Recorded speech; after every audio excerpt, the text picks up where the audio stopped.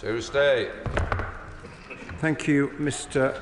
Speaker. The IRC's report highlights progress but reminds us that there is still much to do to tackle paramilitarism and the harm it causes. Following discussion with the Irish Government, it has been agreed to support a short, independent scoping exercise to assess whether there is merit in a formal process to bring about paramilitary group disbandment, as the IRC have suggested, and whether there would be public support for such a process. Michael Wheeler. Thank you, Mr. Speaker. Having spent lots of time with family in Northern Ireland since I was a small child, I've seen the progress made over the years and know what a difference it has made on the ground. I welcome this government's commitment to help secure this progress and to tackle the scourge of paramilitarism. Does he share my view that making further progress will require a range of measures and that the Executive's programme on paramilitarism, criminality and organised crime is a crucial part of this? I do indeed agree with my honourable friend. It is doing very, very good work, and of course the UK Government, together with the Executive, is funding it. And yes, I agree with him also that a wide range of approaches need to be taken, including continuing to use the full force of the law to deal with paramilitary criminality. Jim Allister. So, after decades of illegal paramilitary organisations taking successive governments for a ride over transition and pocketing millions of pounds on the way, the Secretary of State now wants to appoint a special envoy, a nursemaid to paramilitaries. When will this pandering come to an end? And is the Secretary of State going to accept the grotesque proposal of the IRC of moving to deprescription, whereby those organisations that murdered thousands of people would ultimately be made legal? Can he at least rule that out? On a happier note, can he join with me in welcoming today's announcement by the IFA and the Galgorm Resort of a new training facility for Northern Ireland football teams, which will be par excellence? Secretary of State. Well, I'm very happy to join in what appears to be the general consensus in welcoming the IFA's announcement, which I did discuss that proposal when I met them when I was the Shadow Secretary of State. On the substantive issue that he has raised, the fact is that 26 years later, people say the paramilitary organisation should have left the stage. They're still here, despite the progress that's been made. They're still causing harm to communities. And the proposal of the IRC, and I recognise it's not supported by everybody, the proposal from the IRC is to go and inquire, are there some who do actually want to leave the stage? And is there merit in having a process?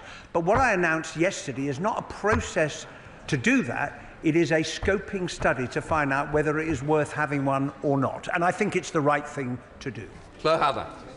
After all these years, people are bewildered that we are still talking about transitioning paramilitary groups who have continued to recruit and to grip and poison communities and current day politics in Northern Ireland. Will the Minister commit to ensuring that we learn from all the things that haven't gone right in all the previous attempts at transition, commit to ensuring that there is no payday for former paramilitaries, that we take a serious criminal justice approach, and that there are preconditions on things like emblems and their financial assets? And does he agree with me that this makes it even more important that we get the infrastructure right on legacy of the Troubles and move towards getting us back on track as a serious rule of law society?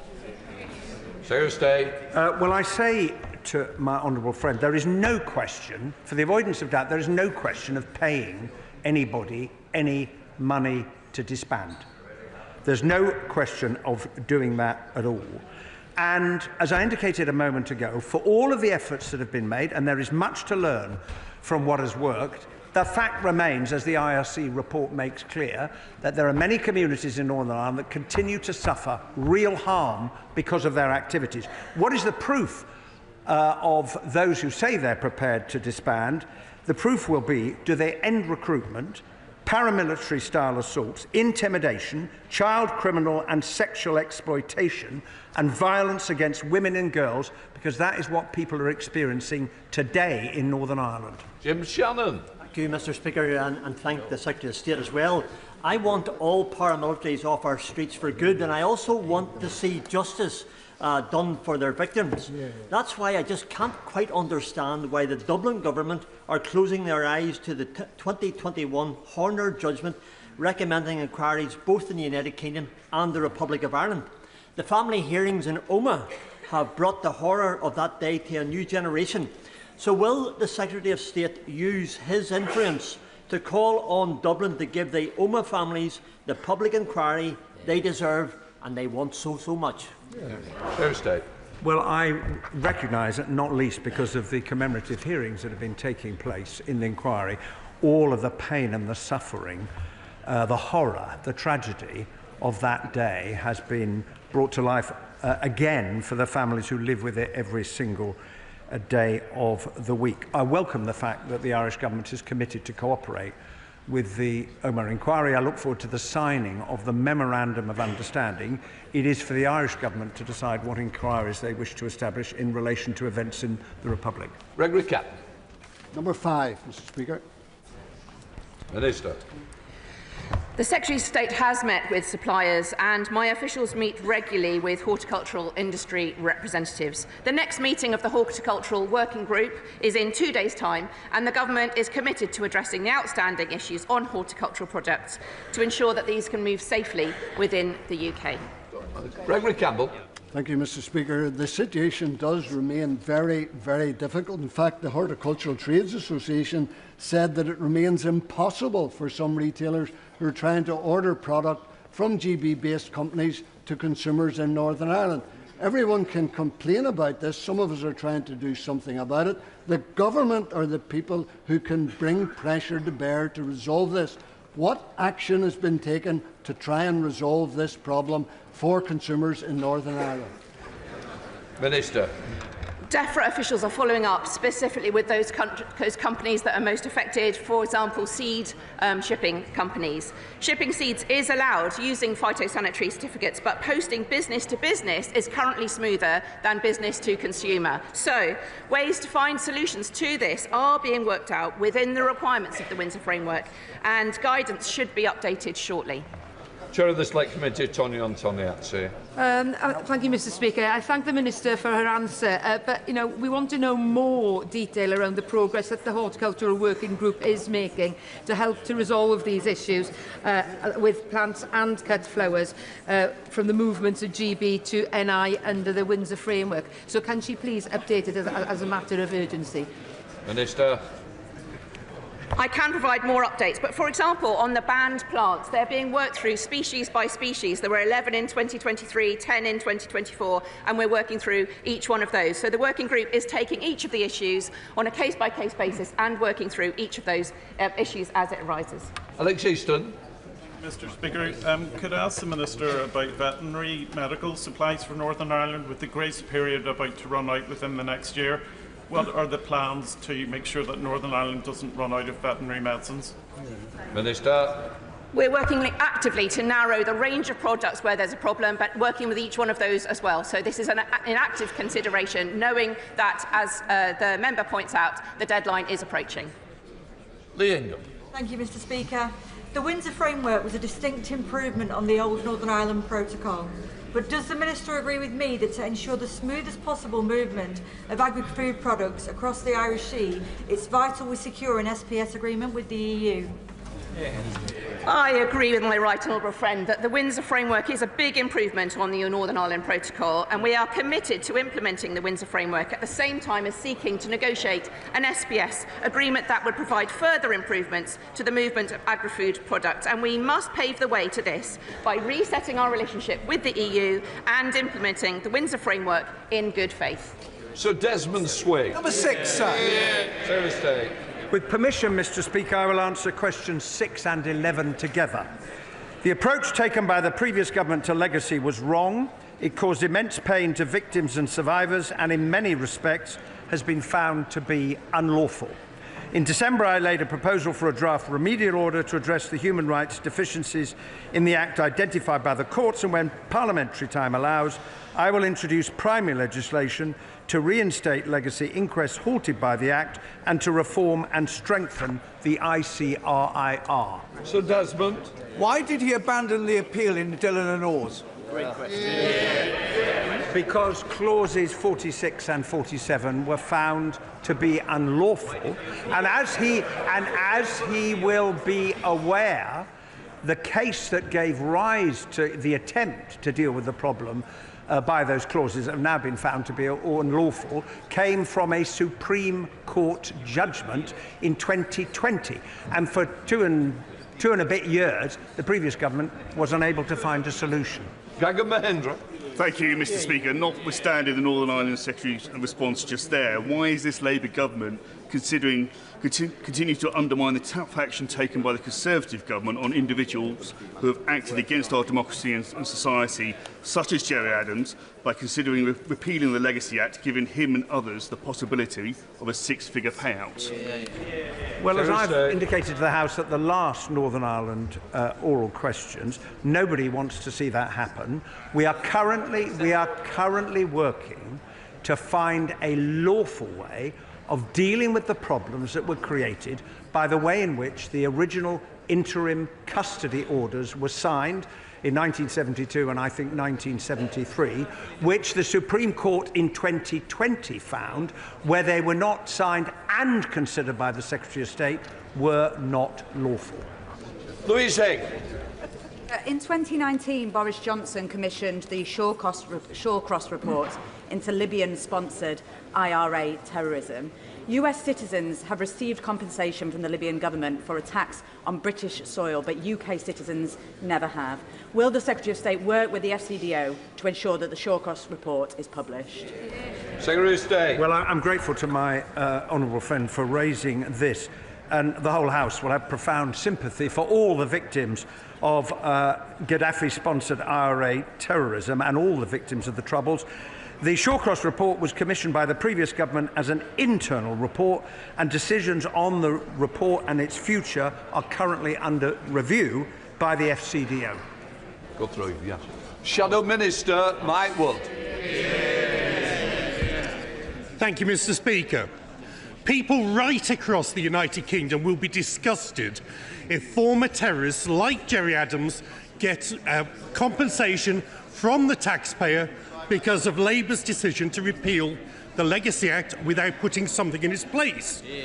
Will the Secretary of State finally commit to legislating immediately to prevent this from happening? Well, I refer the honourable gentleman to the answer I gave a moment ago on that issue. Right. We now come to Prime Minister's questions.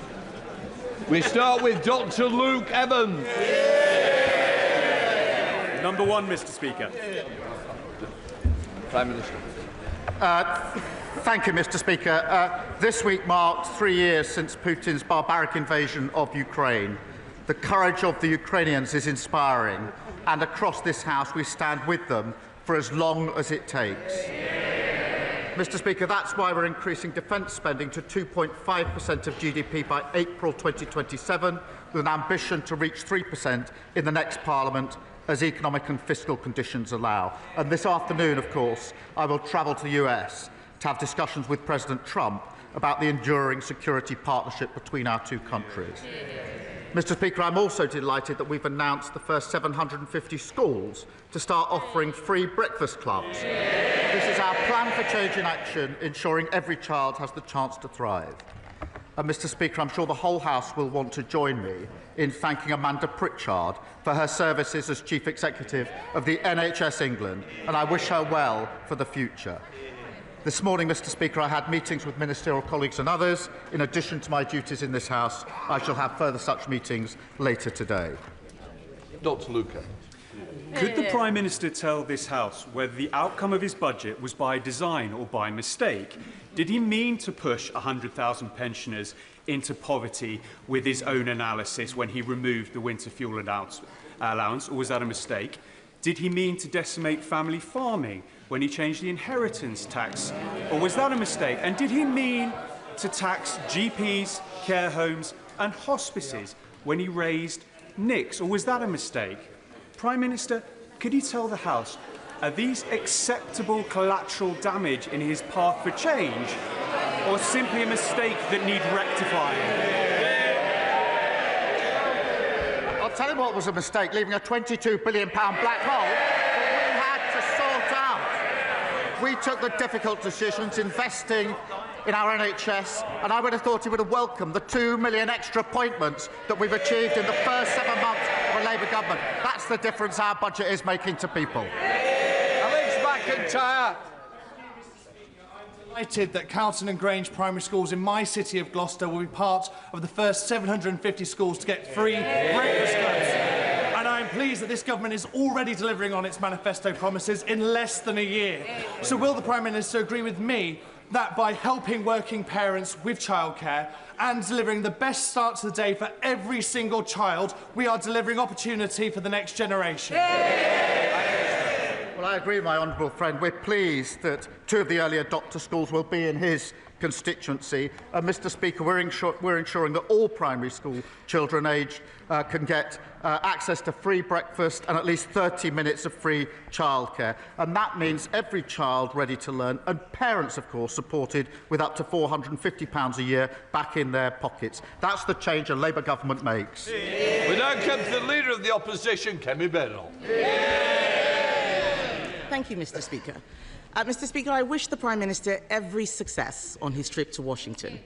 The visit to see President Trump must serve our national interest. The Prime Minister and I are completely united in our support for Ukraine as a proud and sovereign nation. Yeah. What specific steps will he take to ensure Ukraine is at the negotiating table for any peace settlement? Well, I thank her for her words about the forthcoming trip. And it is right, and I think the whole House will think it's right, that Ukraine must be at the table at negotiations. There can be no negotiations about Ukraine without Ukraine. That has been my consistent position in all of the discussions that I've had. That will continue to be my position, because this is about the sovereignty of Ukraine and their ability to decide for themselves the future of their country. So they must be at the table. Kemi Badenoch. Mr Speaker, I thank the Prime Minister for that answer, and as I said, I wish him every success. We want to support him on this issue. So turning to the details of the plan he set out yesterday. Over the weekend, I suggested to the Prime Minister that he cut the aid budget, and I'm pleased that he accepted my advice. Mr Speaker, it's the fastest response. It's the fastest response I've ever had from the Prime Minister. However, he announced £13.4 billion in additional defence spending yesterday. This morning, his Defence Secretary said the uplift is only £6 billion, which is the correct figure. Prime Minister. I'm going to have to let the Leader of the Opposition down gently. She didn't feature in my thinking at all. I was so busy over the weekend I didn't even see her proposal. I think she's appointed herself, I think, saviour of the Western civilization. It's a desperate search for relevance. But, Mr Speaker, look, if you take the numbers for this financial year and then the numbers for the financial year 27-28, that's £13.4 billion increase. That is the largest sustained increase in defence spending since the Cold War, which will put us in a position to ensure the security and defence of our country and of Europe. Mr Speaker, that wasn't very clear. How is it that the Defence Secretary says £6 billion and he says £13.4 billion? The IFS said today that the government is playing silly games with numbers. How does he find this difference in numbers? Prime Minister. Mr Speaker, we went through this 2 weeks ago, going through the same question over and over again. So let me say it. If you take the financial year this year, and then you take the financial year for 2027-28, the difference between the two is £13.4 billion. That's the same answer. If you ask again, I'll give the same answer again.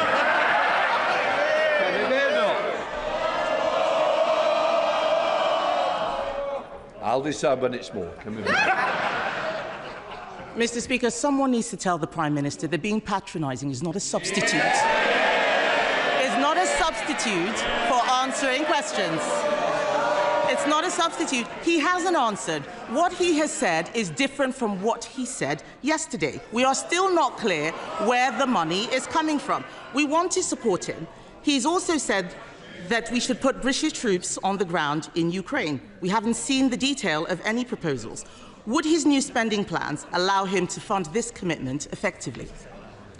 Prime Minister. I mean, I think it's the same question again. It's 13.4 billion. That's the difference between this year and 2020. She asked a serious question about the security guarantees in Ukraine, and that is extremely important, because the worst of all outcomes, if there's to be a cessation of hostilities, is that it is a short break rather than sustained and lasting peace. And I think that that means there's got to be security guarantees. I've indicated that we will play our full part. There has to be US backing, because otherwise I don't think it will deter Putin. We are working on that. I'm having extensive discussions about it, not in a position to put details before the House, as she well knows today, but I'll continue down that route, because I want a lasting peace in Ukraine and Europe for the safety and security of Ukrainians, of Europeans, and of course for everybody in this country. Kemi Badenoch. Mr. Speaker, this is an endeavour that we want to support him in, but we need to know exactly what it is we're supporting. We need clarity and transparency over the money. We also need to know where this money is going. This morning, the Defence Secretary could not say if the Chagos deal would come out of the defence budget. Can he confirm to the House that none of the defence uplift includes payments for his Chagos deal? Prime Minister. Mr. Speaker, the additional spend I announced yesterday is for our capability on defence and security in Europe, as I made absolutely clear yesterday. The Chagos deal is extremely important for our security, for US security. The US are rightly looking at it. When it's finalised, I'll put it before the House with the costings. The figures being bandied around are absolutely wild of the mark. The deal is well over a century, but the funding I announced yesterday is for our capability to put ourselves in a position to rise to a generational challenge. That is what that money is all about, and I thought she supported it. Speaker, we need to make sure we are supporting a plan that is clear and transparent. Yesterday, the Prime Minister set an ambition for defence spending to reach 3% in the next Parliament. We agree with him, but this could be 2034, almost a decade away. That is too slow. We don't know how he will pay for it. We cannot raise taxes further. We already pay more on debt interest than defence, and everyone in this House would have heard him not answer the last question. So I will ask him again. Is he paying for the Chagos deal with this defence uplift or not? Prime Minister. Speaker, I've just dealt with that question. She gave her... The money announced yesterday is going to our capability to put ourselves in a position to defend the security of our country, Europe and the UK. And she asked about defence spending. She gave what people have described as a rambling speech yesterday when she couldn't say what defence spending should be. We've been absolutely clear. We've set it out, a full, credible, costed plan, and I thought she supported it. Holly Billington. Thank you, Mr. Speaker. The Prime Minister will be aware that in coastal communities like mine in East Thanet, people develop cancer earlier, get treated and diagnosed later and die younger. Can he give the House an update on the plans for the Government to implement the recommendations by the Chief Medical Officer, Chris Whitty, into tackling poor health in our seaside towns? Prime Minister. Well, I thank her for raising this. She's right that cancer patients are waiting too long for diagnosis and for treatment. Addressing healthcare inequity is part of our 10-year health plan, Mr. Speaker, aiming to halve the gap in healthy life expectancy between the richest and the poorest regions. And we're making progress on that already. Leader of the Liberal Democrats, Sir Ed Davey. Thank you, Mr. Speaker. And can I start by wishing the Prime Minister well on his trip to the White House. It won't be an easy meeting, but we're all behind him for our national interest. But it's already clear that under President Trump, we won't be able to rely on the United States, sadly, to help ensure our security against Russian aggression. And that's why we strongly welcome the Prime Minister's decision to increase Britain's defence spending. But Europe must do far more to rearm in the face of Putin's threat, and the UK must lead on that. That's why we back the idea of a new European rearmament bank, so we can finance a big increase in the manufacturing capacity without the need to cut Britain's vital soft power. So will the Prime Minister look at this idea, work across this House and across Europe so we can make a European rearmament bank actually happen? Prime Minister. I'll resist his suggestion that we've got somehow to choose between the US and our European partners. I do not believe that to be the case, and I want to strengthen our already strong relationship with the US, because I think it's vital that we do so. I, of course, want to work with our European allies on defence capability and what more we need to do in relation to capability, coordination and funding. And in the longer term, there is a discussion going on amongst allies as to future funding. We're part of that discussion, and I'm happy to share that with the House as it evolves. Sir Ed Davey. I hope he's successful in keeping the US on board with our European allies, and I'm glad he's talking about finance and defence. I think if he was to push this European rearmament bank at the summit on Sunday with European leaders, I think he'd be pushing an open door. Certainly Prime Minister Tusk is supporting from the Polish point of view. But Mr Speaker, if I can turn now to domestic matters and the cost of living crisis that's hitting so many of our constituents. Families in my constituency are really angry that Thames Water is sending them bills this April that will cost them £150 a year more. Thames has already let down so many people, whether it's leaking pipes or pumping their filthy sewage into our rivers. A third of customers' bills are already used just to pay the interest on Thames Water's debt, and now it's going to borrow £3 billion more. Isn't it time to stop making people pay for bailing out the vulture funds drowning Thames Water in debt? Will his government just put this firm out of its misery, put it into special administration so we can sort out that mess and the mess that lot left? Well, he's certainly right about the mess that lot made. We've obviously got the water bill. It's got very strong measures in it, and I think he supports them.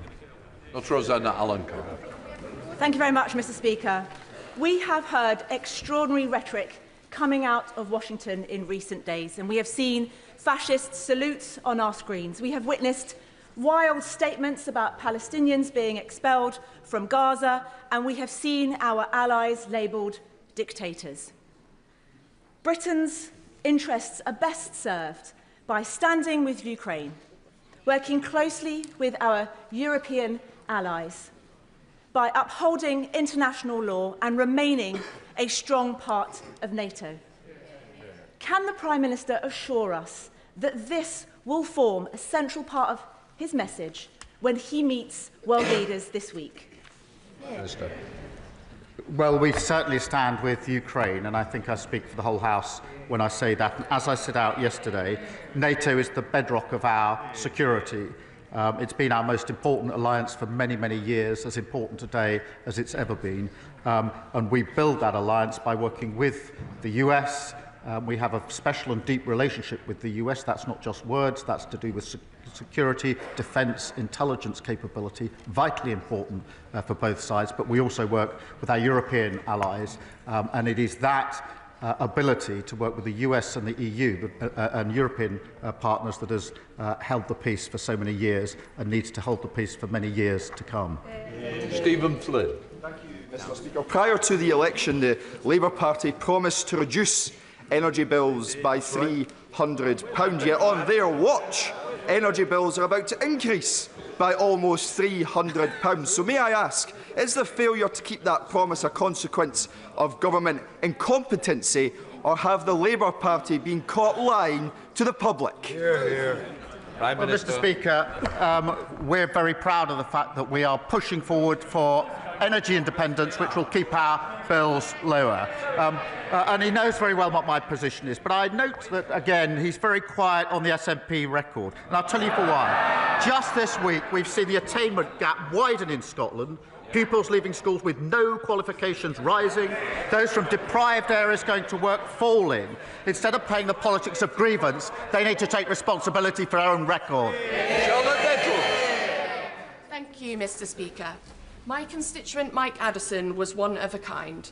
A physical disability rugby league world champion with England and Warrington Wolves, and an avid volunteer for the club and foundation, he was a friend to everyone who knew him. Tragically, he died at age 45, having taken his own life. One death by suicide is too many, and every suicide is preventable. But ONS data puts the rate in the North West at over double the rate of London, and with a 17% increase last year. So can the Prime Minister outline what more can be done working across government to help Warrington meet our target of eliminating suicide?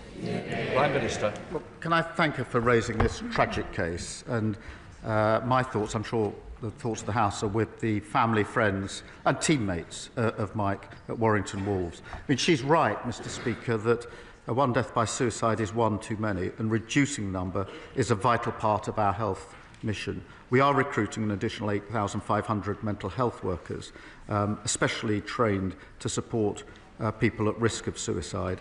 We're committed to taking forward the suicide prevention strategy for England. I'm sure this is something the whole House will support. Dr. Neil Butts.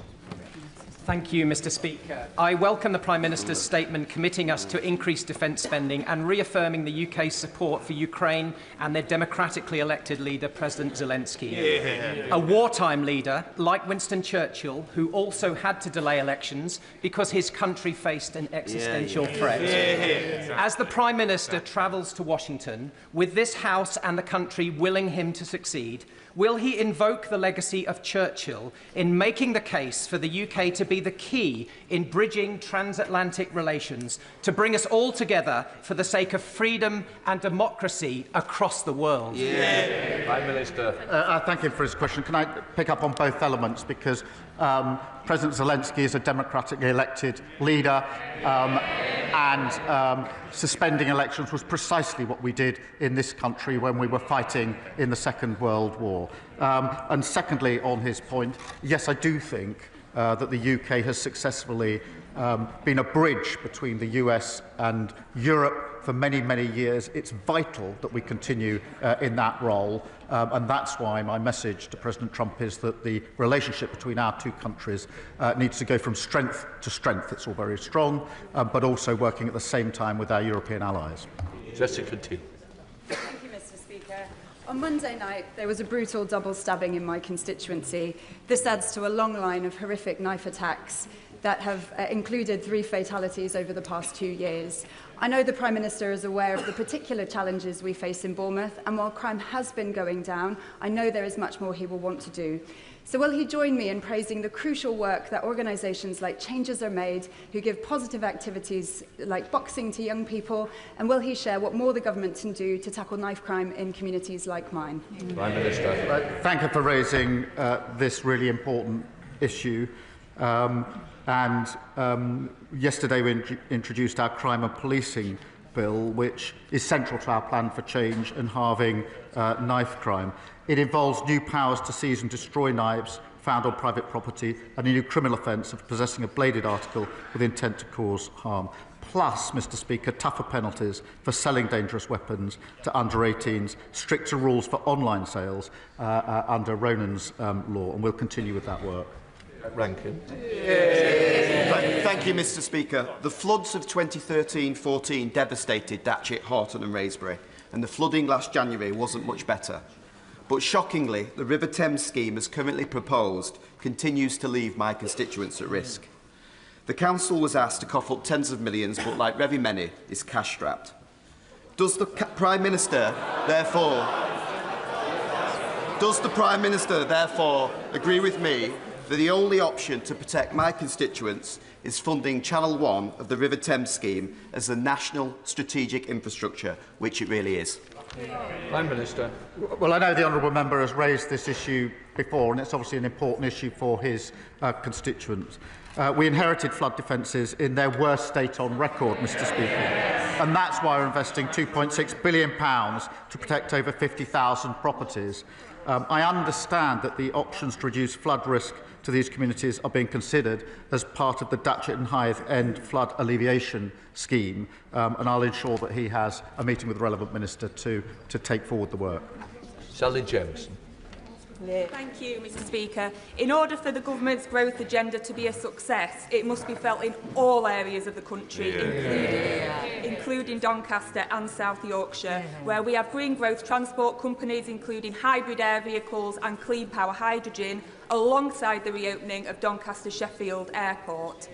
So will the Prime Minister put on his record support for Mayor Ros Jones, who has led on the airport reopening, and also set out how the growth agenda will override those traditional patterns of investment mainly in the south of England and bring prosperity to South Yorkshire and indeed the north as a whole? Yes, I will.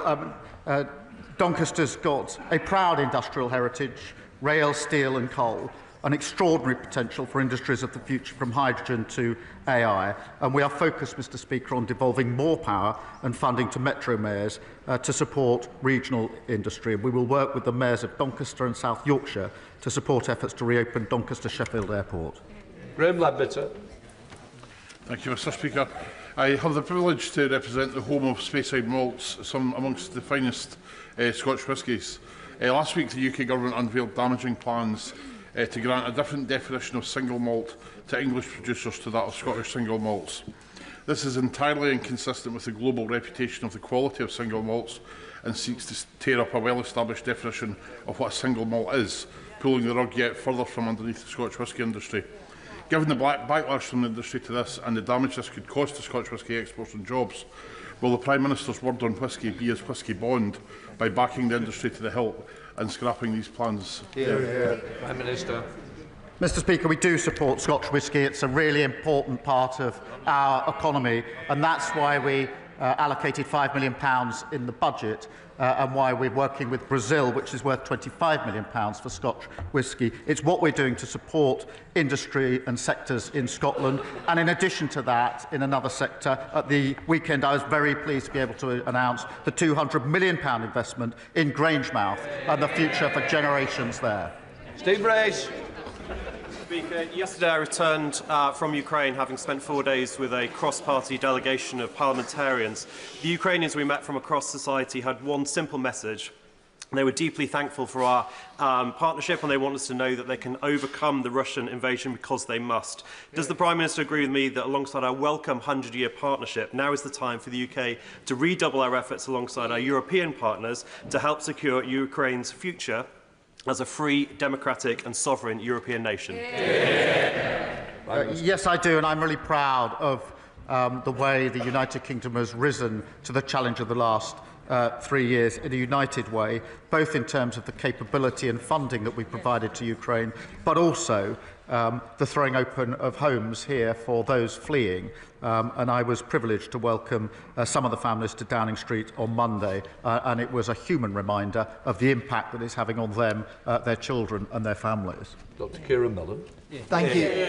Thank you, Mr Speaker. The whole House wants the Prime Minister's meeting with President Trump to be a success, which requires credibility on our defence spending commitments. The Leader of the Opposition gave the Prime Minister an opportunity to unambiguously rule out the funding of any Chagos deal coming from the defence budget, and I'm not clear that he did that. I want him to be taken seriously in Washington, so I'll make it really easy for him. Will he rule out the funding of any Chagos deal coming from the defence budget, yes or no? Yes. Prime Minister. Speaker, as I said, when the deal is complete, I will put it before the House with the costings. The money yesterday was allocated to our capability, the single biggest increase, sustained increase in defence spending since the Cold War. Diane Abbott. The whole country stands behind the people of Ukraine. But there is also a view that taking money from aid and development to spend on armaments and tanks makes people less safe, not more safe, because the desperation and the poverty that so often leads to warfare is what aid and development money is supposed to counter. Mr Speaker, as I said yesterday, the overseas development is important. I'm proud of what we've done. It wasn't a decision I took lightly or I wanted to take, but it is important at this moment that we put the defence spending, the defence and security of our country and Europe uppermost. We will, of course, make sure that we're able to fulfil our humanitarian obligations in relation to Gaza, Ukraine and Sudan and other vital work. And I want to be clear that we do, of course, want to go back and increase that funding as soon as we're able to do so. Simon Hall. Thank you, Mr. Speaker. I hope the Prime Minister knows that when he does travel to Washington to meet the former leader of the free world, he does so with the hopes and prayers of this House and the country. Probably no more serious a meeting could be taking place. Now, whilst Ukraine will clearly dominate, will the Prime Minister undertake to raise with President Trump that Canada is a valued, respected and much-loved member of both NATO and our Commonwealth, and that this childish nonsense of a 51st state should be called out by the Prime Minister for what it is? Prime Minister. Well, I thank him for raising this issue. UK and Canada are close allies and have been for a very long time, with a partnership based on a shared history and a shared set of values and a determination to be an active force for good in the world. We work closely with them on issues of the Commonwealth, on NATO and, of course, Five Eyes, intelligence sharing, and we will work to strengthen that relationship. Michelle Scrockham. Thank you, Mr. Speaker. Barrow-in-Furness has always been ahead of the times in terms of high-skilled engineering. In light of the Prime Minister's historic commitment to rise defence spending, the biggest increase since the end of the Cold War, I invite him to visit and see the many SMEs who could support this vital supply chain. Does he agree that investing in these businesses will not only deliver our nuclear deterrent, but improve security and the economy for us all? Well, I thank her for raising this question, and we'll obviously consider her invitation. Defence spending, Mr. Speaker, already supports more than 430,000 jobs across the United Kingdom, and I'd like to recognise the contribution made by the workers in Barrow-in-Furness. Wendy Morton. Mr. Speaker, in my constituency, the planning inspector chose to use the term grey belt to pass a battery energy storage system application before the order was laid in this House to change the NPPF, and without recognising the moratorium for local authorities to manage their local plans. This decision failed to recognise the green belt that protects us against urban sprawl, and it failed to recognise the proximity to a school, a church and a graveyard. So can the Prime Minister define what grey belt actually is, or is it simply a grey area to allow for inappropriate development? Prime Minister. Well, Mr. Speaker, I'm not across the details of the individual case that she raises, as she will understand, but I am in favour of making sure that we can have the infrastructure and the houses that we need to grow our economy. And one of the problems we had in the last 14 years was an assertional rhetoric that we wanted homes and infrastructure, but when the decision all that came up, the answer was always no. The answer cannot always be no. John McDonnell. Can I thank the Prime Minister and the Foreign Secretary for their efforts to secure the release of Allah Abdel Fattah, the human rights campaigner, the British human rights campaigner, who's been imprisoned in Egypt now for over 10 years. The Prime Minister will know, because he's met the family, that his mother is on the 150th day of her hunger strike and her health is failing rapidly. Could I ask the Prime Minister to pick up the phone to President Sisi and seek the release of Allah to save his life, also that of his mother's? Prime Minister.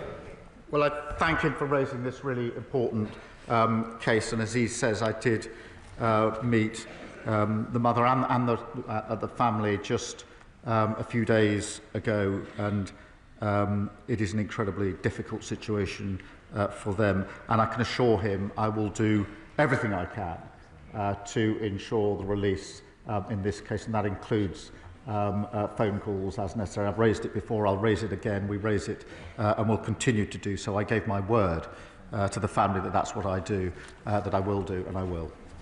Hannah. People in Northern Ireland are sick to the teeth of paramilitaries, of the menace, of the sectarianism and of keeping people stuck in the past.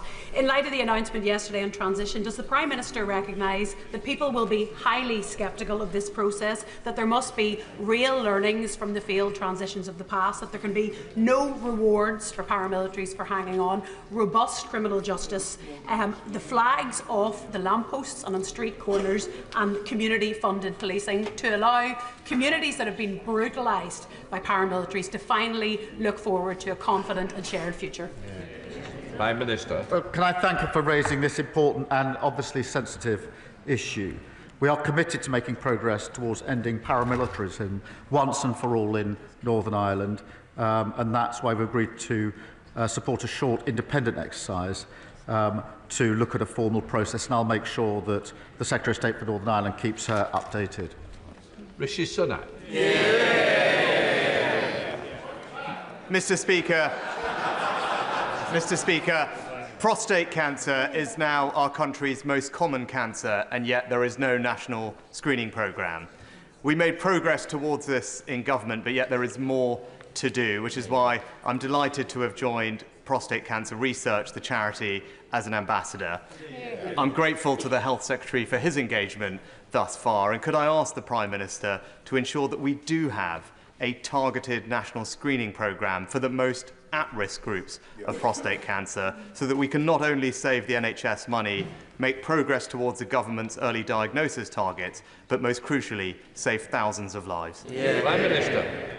Well, can I thank him for raising this, and can I thank him for using his authority and reputation to support this vital cause, which will make a material difference, and I look forward to working with him on it. We do share a commitment to detecting prostate cancer earlier and treating it faster, and we must do that. Our National Cancer Plan will improve the way we treat cancer right across the country, and I'll make sure he's fully informed of the steps that we're taking, and we'll work with him. Ruth Jones. Thank you, Mr. Speaker. Will the Prime Minister join with me in wishing all Welsh citizens everywhere a very happy St David's Day on Saturday? And will he also join with me in welcoming the latest news of the £600 million investment by Copenhagen infrastructure partners to ensure that Bute Energy and Green Gen Cymru can take forward the bold ambition to achieve 100% green electricity production by 2035 in Wales, thus providing much-needed sustainable green jobs for the people of Wales? Prime Minister. Well, can I wish her and her constituents a very happy St David's Day and join her in welcoming this significant new investment into her constituency that will ensure good jobs, well-paid, skilled jobs, and, of course, the transition to energy security and lower bills. And I know her constituency will play a vital role in that. Jeremy Hunt. Thank you, Mr. Speaker. Does the Prime Minister agree that our biggest single foreign policy priority is the preservation of NATO with America at its heart? And if so, following his welcome announcement yesterday, is the next step to talk to our European allies and for all of us to agree to spend 3% of GDP on defence within a specified timescale, so that we can look the President in the eye and say that Europe is finally pulling its weight on defence? Prime Minister. Well, I agree with him entirely in terms of the priority in terms of NATO. Putin thought he could weaken NATO. He's only made it stronger and larger. NATO's strength comes from the US and European partners and others working together, and that is absolutely the focus of my work at the moment. It is right, as he says, that European countries, including the United Kingdom, do need to do more on capability, on coordination, and on defence spend. That must be not seen as a project separate to NATO, but part of an essential project that ensures that NATO is there for decades and decades to come, preserving the peace, just as it has been for 75 years. Final question, Newman Steinbeck. Mr. Speaker, the Grangemouth refinery closure has loomed over central Scotland since Petronas' announcement in November 2023. 2 weeks ago, Scottish Labour colleagues and I met with the National Wealth Fund to make the case for investment in Grangemouth. I strongly welcome the exceptional commitment this Labour government has shown to Grangemouth. by committing £200 million from the National Wealth Fund. Can I ask the Prime Minister what steps the Government will be taking to secure permanent, good jobs at Grangemouth?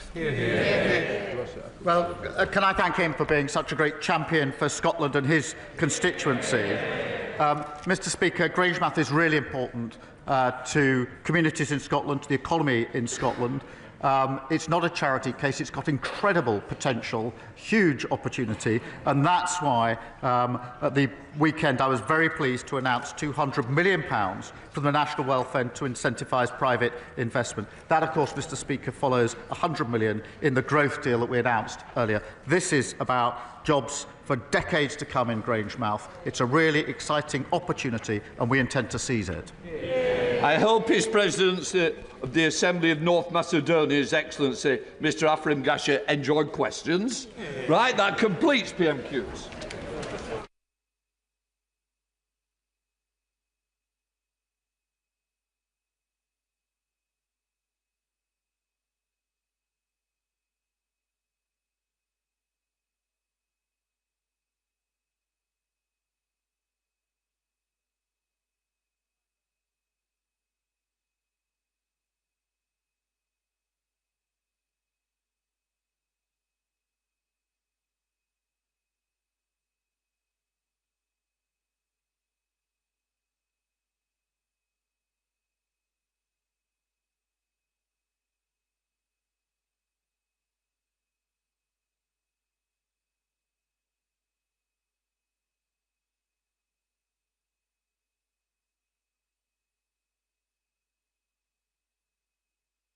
Right, let us come to the 10-minute rule motion. Or statement. What is it? Right, let's come to the statement on housing communities and local government. Secretary of State. Thank you, Mr. Speaker. This government accepts that the final report of the Grenfell Tower inquiry must be the catalyst for long-lasting systemic change. All members of the House, past and present, will have shared my anger over its shocking findings. The inquiry chair, Sir Martin Morbick, and his dedicated team uncovered damning evidence of political, corporate and individual failings going back decades. These led to the loss of 72 innocent lives. 18 of them were children. On that terrible night in June 2017. Madam Deputy Speaker, it was a deadly betrayal, a national tragedy, but that must never happen again.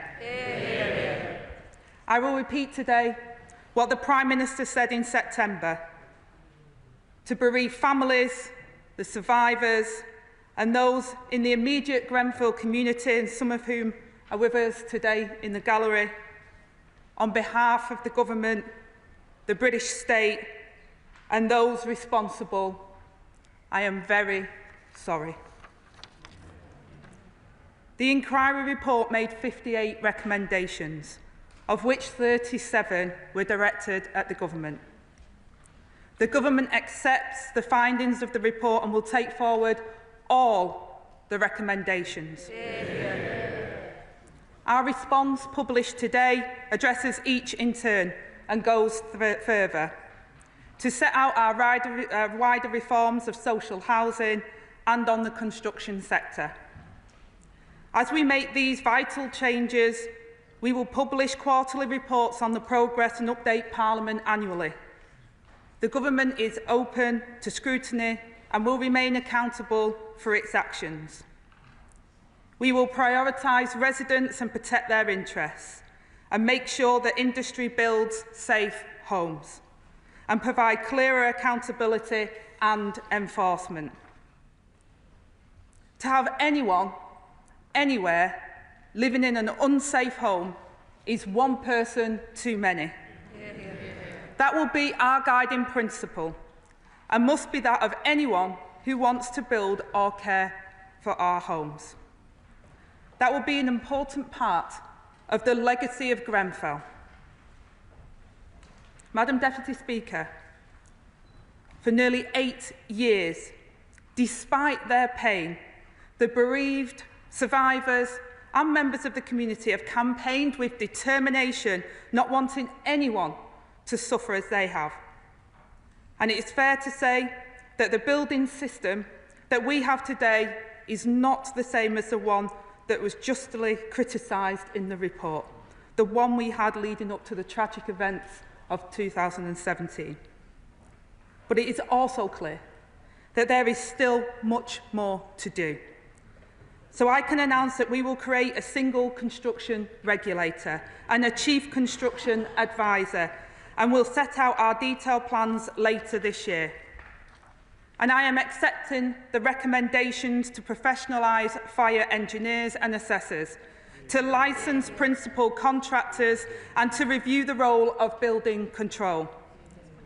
Where standards are clear and industry has clarity and certainty on how individuals and firms must behave, it encourages investor confidence. And this will improve the safety of residents, support the construction industry and our mission to deliver economic growth. We have pledged to build 1.5 million homes over the Parliament to tackle our country's acute housing crisis, part of our plan for change to improve the lives of people across the country. And it is vital that these future homes, as well as existing homes, are safe and of a high quality. And I welcome how some parts of the industry have stepped up to lead the necessary change in culture and approach. But, Madam Deputy Speaker, lest we forget. Sir Martin found that just about every institution and organisation charged with keeping the Tower safe and protecting those who called it home failed. His most devastating conclusion was that every single death was avoidable. The inquiry uncovered serial incompetence and negligence, complacency and inaction, and blatant dishonesty and greed. The organisations that failed included the government and regulators. The department that I now lead, which failed to act on known risks and ignored, delayed or disregarded matters affecting the safety of life. And the manufacturing companies, including Arcanic, Kingspan and Celotex, whose products were used to refurbish the tower, the report found that they acted with systemic dishonesty and they missold and they marketed them. Their disgraceful mercenary behaviour put profit before people and exploited the regulatory regime to evade accountability with fatal consequences. And to my disgust and their shame, some have shown little remorse and have refused to even help fix the building safety crisis that they did so much to create. Companies must be held to account for their role in Grenfell. The Parliamentary Secretary to the Cabinet Office is announcing today that she will use new powers under the Procurement Act to investigate Arconic, Kingspan, Saint-Aubin as owners of Celotex at the time and other organisations. And I expect swift, decisive action and will ensure progress is reported. But we must do more to make sure that the right rules are in place. To this day, critical gaps persist in how construction products are regulated. Only with rigorous reform will we transform the culture that allowed the tragedy to happen. Madam Deputy Speaker, to achieve this, we are also publishing today a Construction Products Reform Green Paper.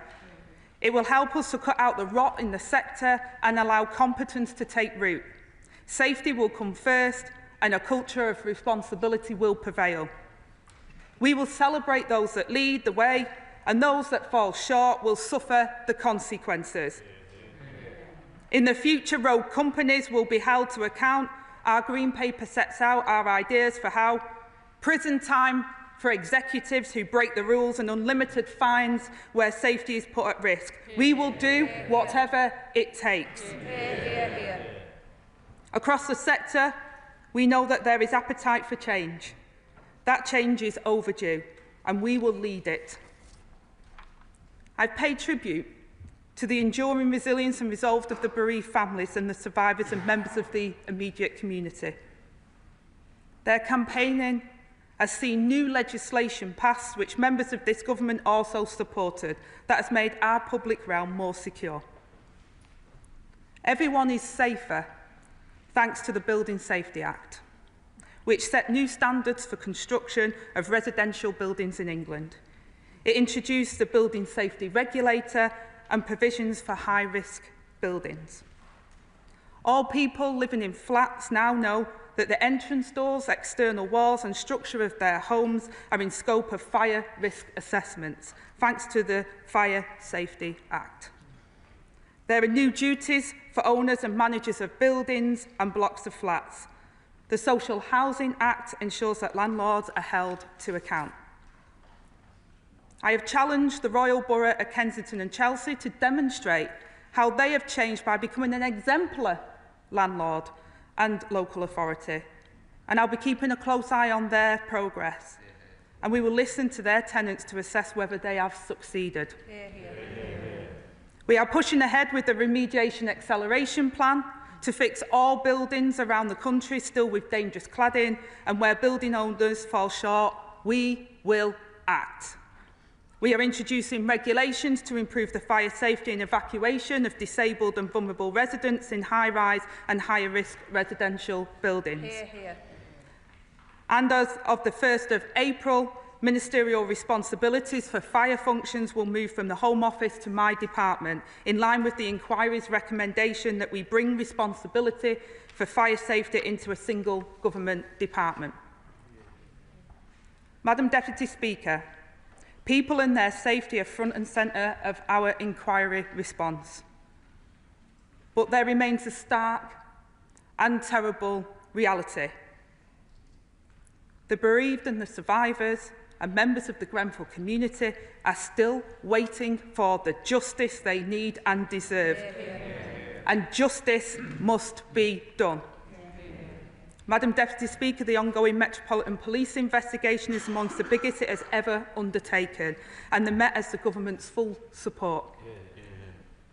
In September, the Prime Minister rightly said that this tragedy posed questions about what social justice means in Britain today, whether the voices of working-class people, those with disabilities, those of colour are ignored and dismissed.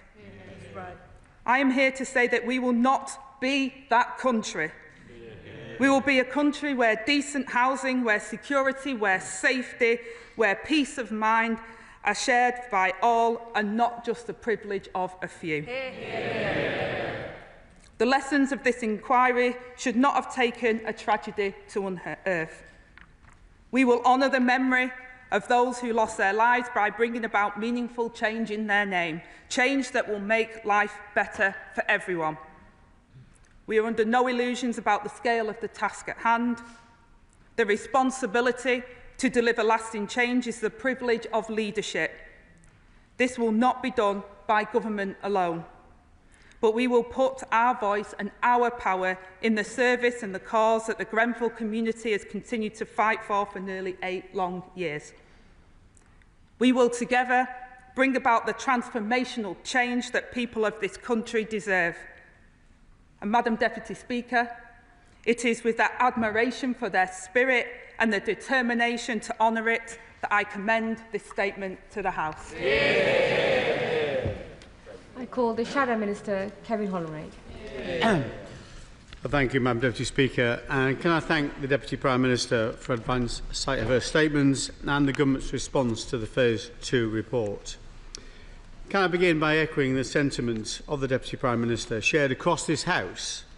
The tragedy of Grenfell, which claimed 72 innocent lives, 54 adults and 18 children, will always remain a scar on our national conscience. Can I thank Sir Martin Moore-Bick and his team for their work?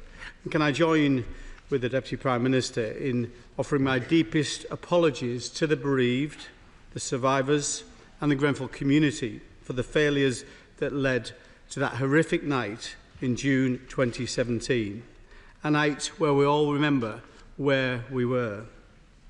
Can I also thank them for their constant and constructive campaigning? The inquiry's findings, decades of systemic failure, dishonesty and negligence, are a damning indictment of successive governments, regulators and industry. The government's response, with its acceptance of all 58 recommendations, is a step forward, and I welcome the commitment to action. The creation of a single construction regulator, the appointment of a chief construction advisor, and the consolidation of fire safety functions under one department are long overdue reforms. So too is the focus on professionalising fire engineers and reforming the construction product sector, a sector the inquiry exposed as riddled with systemic dishonesty from firms like Arconic, Kingspan and Celotex. The Green Paper on construction products reform is a promising start, but it must deliver real accountability. Unlimited fines and prison sentences for rogue executives and, where appropriate, government officials cannot remain mere rhetoric. However, Madam Deputy Speaker, ambition must be matched by urgency and scrutiny. Nearly 8 years have passed since Grenfell, yet thousands still live in buildings with unsafe cladding and other fire safety defects. So can I ask the Deputy Prime Minister, although I welcome the fact she's accepted the majority of these recommendations, can I ask her why she has not accepted the inquiry's recommendation for the single regulator to oversee testing and certification of construction products, leaving this instead with conformity assessment bodies? Can I remind her that the Building Research Establishment, itself a conformity assessment body, was strongly criticised for having its own conflicts of interest? The Remediation Acceleration Plan is welcome, but its targets, assessing all buildings by July 2025 and completing works by 2027, rely heavily on developers stepping up voluntarily. What actions will she take if they do not comply? Will she work to deliver solutions for non-qualifying leaseholders and those at risk as a consequence of other fire safety defects? This House needs concrete assurances that no residents will be left behind. I question the phased approach to implementation, stretching beyond 2028. Justice delayed is justice denied, and the Grenfell community has waited long enough for change. Why must they potentially wait another parliamentary term for full delivery? What discussions has the Leader of House had with parliamentary colleagues on the establishment of Public Inquiry's Joint Committee to monitor the implementation of Public Inquiry recommendations? What is the timetable for new publicly available record on all inquiry recommendations since 2024? On social housing, the extension of AWAB's law and new standards are positive, but the government must go further to address the inquiry's wider lessons. Residents' voices were ignored. Tenant empowerment must be more than a panel or a campaign. It needs legal teeth to ensure landlords act on concerns swiftly. Finally, Madam Deputy Speaker, justice demands accountability. The Metropolitan Police investigation has our full support, but the pace must quicken. Those who profited from cutting corners or who were criminally negligent must face consequences, not just fines, but criminal charges where evidence allows. Grenfell must be a watershed, a legacy of safety, transparency and respect for every resident. Can I make clear our commitment to work with her and her government on a cross-party basis to meet that promise? Thank you, Madam Deputy Speaker. Can I thank the Shadow Secretary of State for his comments and the way in which he made them, and I hope genuinely that we can work together to continue this piece of work. I recognised in my opening statement the work of the previous government with the Building Safety Act and other measures, and we will continue to work in that vein. I hope the honourable member recognises some of the work we're already doing. We've brought forward a significant amount of legislation around social tenancy, around empowering tenants in the Renters' Rights Bill, around leasehold, how we can protect leaseholders, and our remediation acceleration plan. The government will deliver these legislative changes as soon as parliamentary time allows, and the legislation commitments are detailed in the plan, and that will include creating certainty for buildings that need remediating and who is responsible for remediating them, make obligations for assessing and completing regulation remediation clearer with severe consequences for non-compliance, and give residents greater control in situations of acute harm where landlords have neglected their responsibilities. The Shadow Secretary of State asked me about single construction regulator. We did accept that in principle, but the single regulator will deliver the functions recommended by the inquiry with 2 exceptions to avoid conflicts of interest by both setting the rules for construction products and policing its own compliance. But we will consult on the design of the regulator in the autumn. Yeah. I call the Chair of the Select Committee, Florence Shalami. Thank you, Madam Deputy Speaker. I want to start by recognising that today is yet another long, exhausting day for the loved ones of the victims of Grenfell, who are still having to fight for justice nearly 8 years on. I welcome the Secretary of State's response, and I look forward to the Select Committee scrutinising the proposals for the single construction regulator and the Green Paper. But if we're honest, Madam Deputy Speaker, what the Secretary of State has outlined won't tackle the root cause of the systematic ignorance of concerns of tenants, that toxic stigma which is at the heart of our social housing sector. Can the Secretary of State outline what steps she's taken to make sure that tenants have a voice in the social housing sector and the respect when they raise concerns for their families?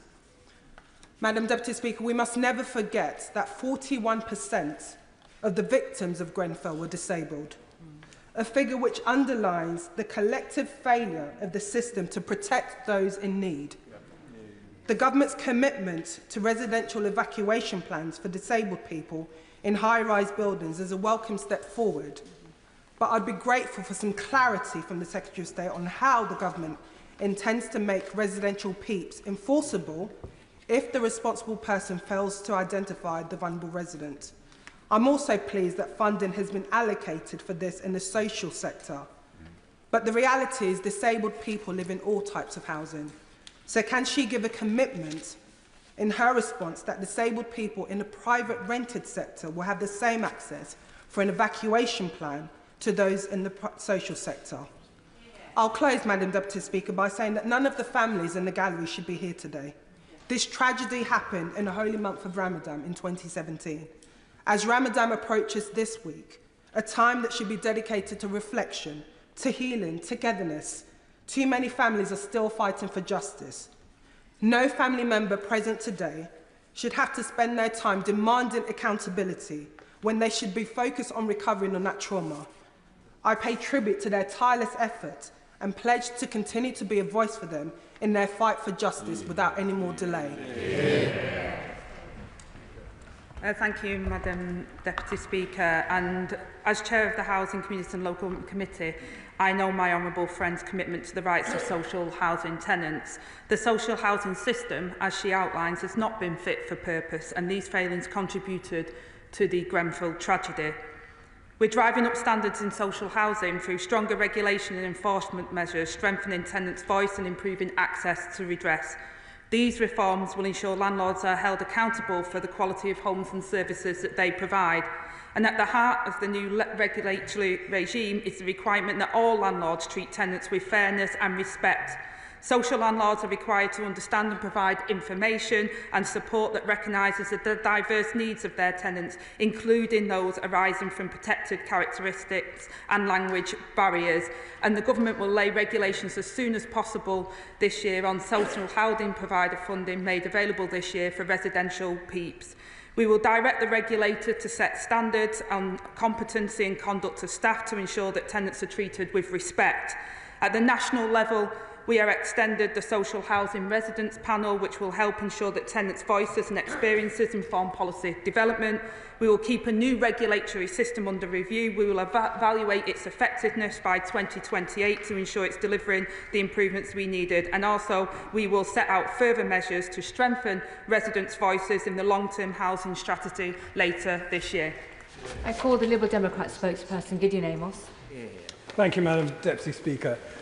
Liberal Democrats stand firmly with the many bereaved and their family members, as well as the immediate community, friends, neighbours, as they mourn the 72, including children who tragically lost their lives in 2017. Any steps regarding the changes to the building will be a deeply personal matter for that community, Madam Deputy Speaker. And any decisions regarding the future of the building, I know the Secretary of State will approach with due respect for the local community, survivors and victims. We welcome, therefore, the Government's decision to work with the Grenfell Memorial Commission to design a memorial and urge the Government to approach the discussions, as I'm sure she will, the Secretary of State will, with respect and sympathy to those who suffered.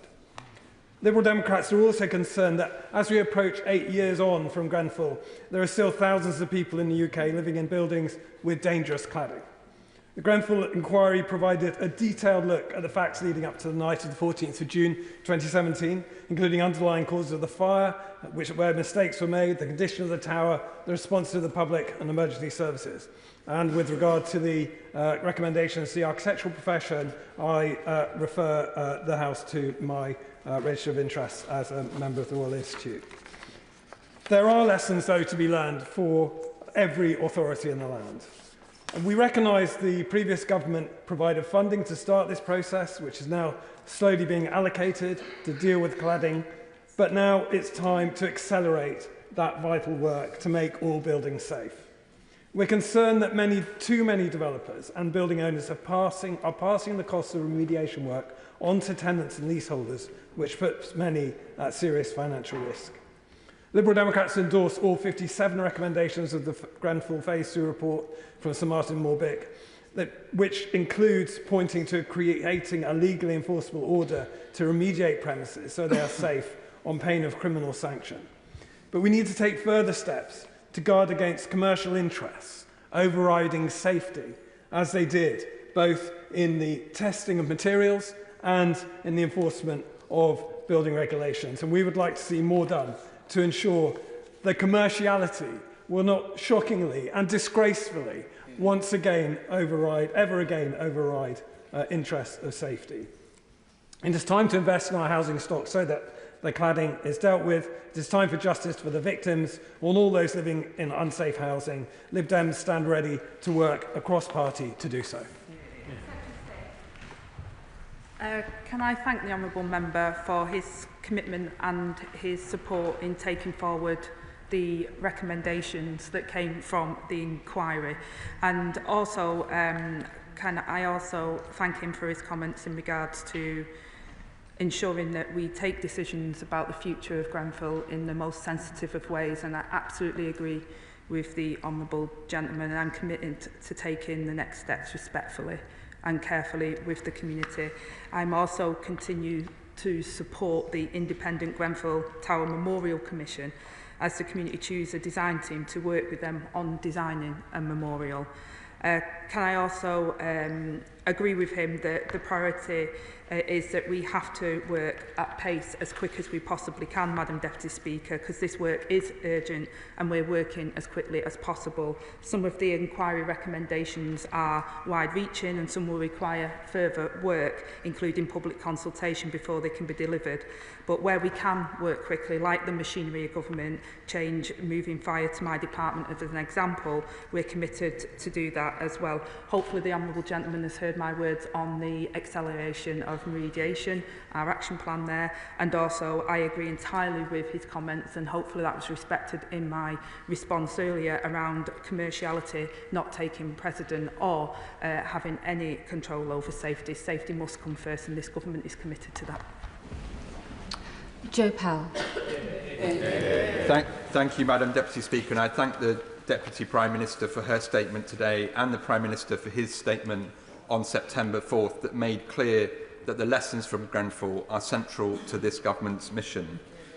Today is another painful step towards truth, justice and change for the bereaved families of the 72 people who lost their lives at Grenfell, the survivors and the community in my constituency of Kensington and Bayswater, many of which who have joined us here today, and I pay tribute again to their strength and resilience. The fight for justice, now nearly 8 years long, will continue after today and every day until we have criminal prosecutions and true accountability for those responsible, including those companies referenced in the inquiry report. I know the government has looked seriously at the inquiry recommendations, and I welcome the commitment to meaningful change across all of them. But it does remain the case that recommendations from public inquiries too often fail to be implemented.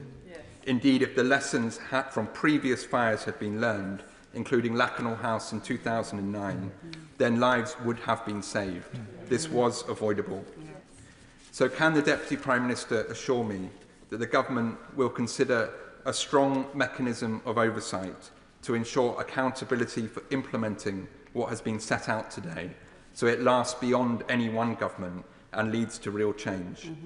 And will she also provide further detail on how she plans to ensure accountability for the Royal Borough of Kensington and Chelsea, given their culpability before, during and after the fire, and the desperately needed change in their culture and the improvement in the quality of services today in our community? Can I thank my honourable friend and pay tribute to the way in which he has constructively challenged and worked with us on behalf of his constituents. I know this report has been great personal significance for his constituents, and I pay tribute to his dedicated work as an advocate in calling for truth, justice and change for the Grenfell community. And I agree that robust oversight of government's implementation of the response is essential for this and all public inquiries. The system needs to be improved, and we are taking forward inquiries' recommendations on oversight. We will create a publicly accessible record on Gov.uk of recommendations made by public inquiries since 2024, and we will consider making this a legal requirement as part of a wider review of the inquiries framework. For the Grenfell inquiry recommendations, my department will publish quarterly progress updates on gov.uk until they have all been delivered, and we will report annually to Parliament to enable members to scrutinise our progress and hold us to account. In terms of my honourable friend's comments in regard to the Council failed in some of its most fundamental duties, Madam Deputy Speaker, to keep residents safe, to listen to their concerns and respond effectively when disaster struck. They were right to apologise, but it's clear more must be done. I've welcomed the Council's commitment to improvement and culture change, and I've set my challenge to the leader of the Council to ensure that these improvements are a reality felt by the Council's residents, and I will continue to engage and keep an eye on that progress. Bob Blackman. Thank you, Madam Deputy Speaker, and I welcome the Secretary of State's statement today, and indeed all of our thoughts are, of course, are with the victims and the families of the victims. And I know she will keep us up to date with what is going to happen in terms of a permanent memorial.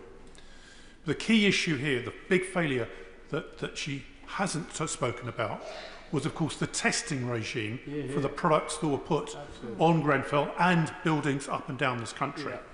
And the signing off of those testing regimes where firms deliberately cheated on the system, and indeed they were still signed off as being safe.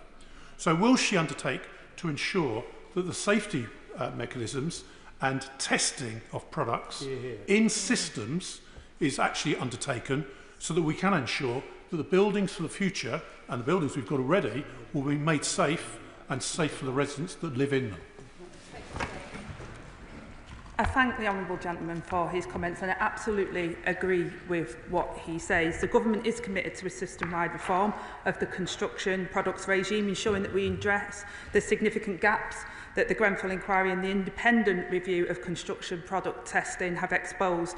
The construction products green paper that we have published today is a significant step forward towards a construction products regime that has public safety at its heart, and I hope we can continue to work cross-government and cross this House to make sure that we have a system that is fit for purpose for the future. Andy Slaughter. Thank you, Madam Deputy Speaker. Would the Secretary of State go a little further than she did to my honourable friend, the member for Kensington and Bayswater? It's good that she's going to have a publicly accessible record of recommendations. Will she commit to what the Charity Inquest and many others have asked for, which is a national oversight mechanism, i.e. a body which collates, analyses and follows up on the recommendations of inquiries and inquests, because otherwise there is a real danger that these recommendations and others will gather dust on the shelf. I thank my honourable friend for his question, and I heard directly from members of the Grenfell community their call for the government to introduce a national oversight mechanism. We recognise this goes wider than Grenfell, and it is an important issue for other communities and families as well, that such as those that were affected by COVID-19 and the blood scandal. We're considering this in the year ahead as part of the measures to strengthen public inquiries, and the government will listen to the views of the affected families as part of this consideration. Julie Lopez. Thank you, Madam Deputy Speaker. Now, the Grenfell tragedy was an appalling one, but it also threw a blanket of uncertainty over countless residents in many of our constituencies who were trapped in cladded properties. So when I hear the Deputy Prime Minister talk about a new regulatory regime and change, I confess I feel very nervous that any changes to the regulatory regime will throw further uncertainty over those who are still trapped in their homes. So can she provide assurances to the House that any move she makes will not create further uncertainty about the standards to which buildings need to be remediated? And then can I also highlight to her the case of my constituents in Harrow Wood who had their buildings assessed by a fire risk assessor who was subsequently struck off. Those people that thought they were going to be released from this terrible stasis are now back to not knowing where they stand. So can she please also look into these concerns? Thank you, Madam Deputy Speaker. I hope that what we're announcing today and what we're trying to do is around bringing clarity to the system. I think one of the things that came out of the Phase 2 report was where the system was disjointed, and actually bringing clarity will hopefully make sure that people understand what they are meant to do, what their legal obligations are, that we expect them to do it, and if they don't do it, there will be serious consequences for those that don't. I also point to the remediation acceleration plan. I completely understand that many people still are in buildings that are unsafe, and that is unacceptable, and that's why this government is taking action on that. And in terms of the Horringwood case that she mentioned, I'm happy for her to meet with the Building Safety Minister. Dawn Butler. Thank you, Madam Deputy Speaker. And I thank the Secretary of State for her important statement today. The people of Grenfell were treated badly because of who they were and what they looked like and how much they earned. We say 72 people were killed in Grenfell. The police are holding ashes to which they have no name. And nobody should have to go through this. The family should never have to go through this. This should never happen again. So will the Secretary of State agree with me that, as well as the CEOs of the companies, all of the people in the council who treated the residents badly and did not listen to them because of what they looked like, everybody needs to be held accountable?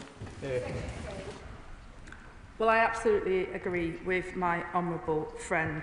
And at the heart of the new regulatory regime is the requirement that all landlords treat their tenants with fairness and respect and take action as that the services they provide are fair and equitable outcomes. Social landlords are required to understand and provide information and support that recognises the diverse needs of their tenants, including those arising from protected characteristics. This hasn't been so in the past, Madam Deputy Speaker, and if I'm honest, it doesn't feel, when I speak to the residents of the community, that it is that today, and that's why I've pushed the council in that particular area, and that's why this government is bringing forward legislation that says we respect people, whether they're social tenants or whether they're private tenants. They deserve a safe and secure home and be treated with dignity and respect. Tim Farron. Madam Deputy Speaker, I welcome the Deputy Prime Minister's statement and indeed the moves generally towards centralised regulation and improved safety. Doesn't the report just serve as a single act of shame for this country. As she has just alluded to, it reveals that it has been considered that the safety and the quality of social housing matters less, because the people who live in social housing matter less. Shouldn't there be a matter of deep national repentance of that point of view, which has been the case really since the decline in standards of building since the 1960s?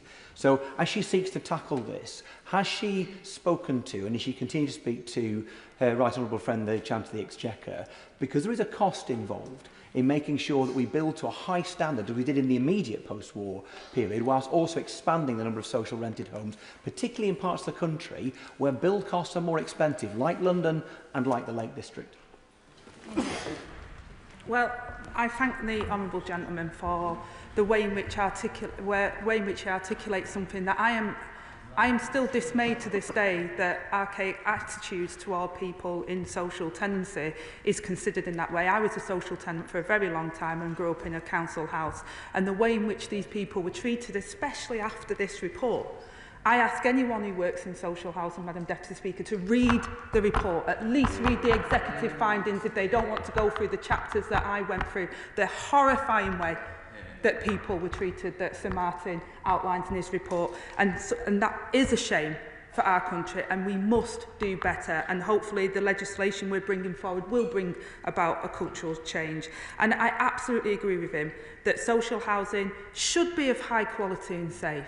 It should be affordable, it should be warm, and that's why this government will continue to do it. Safety will not be compromised in building 1.5 million homes, and nor will the 1.5 million homes compromise us on bringing homes that are currently not at standard up to standard, because we've all seen the reports, Madam Deputy Speaker, we've all seen on the television the programmes where people are still living in damp and mouldy properties. That has to end. Ben Coleman.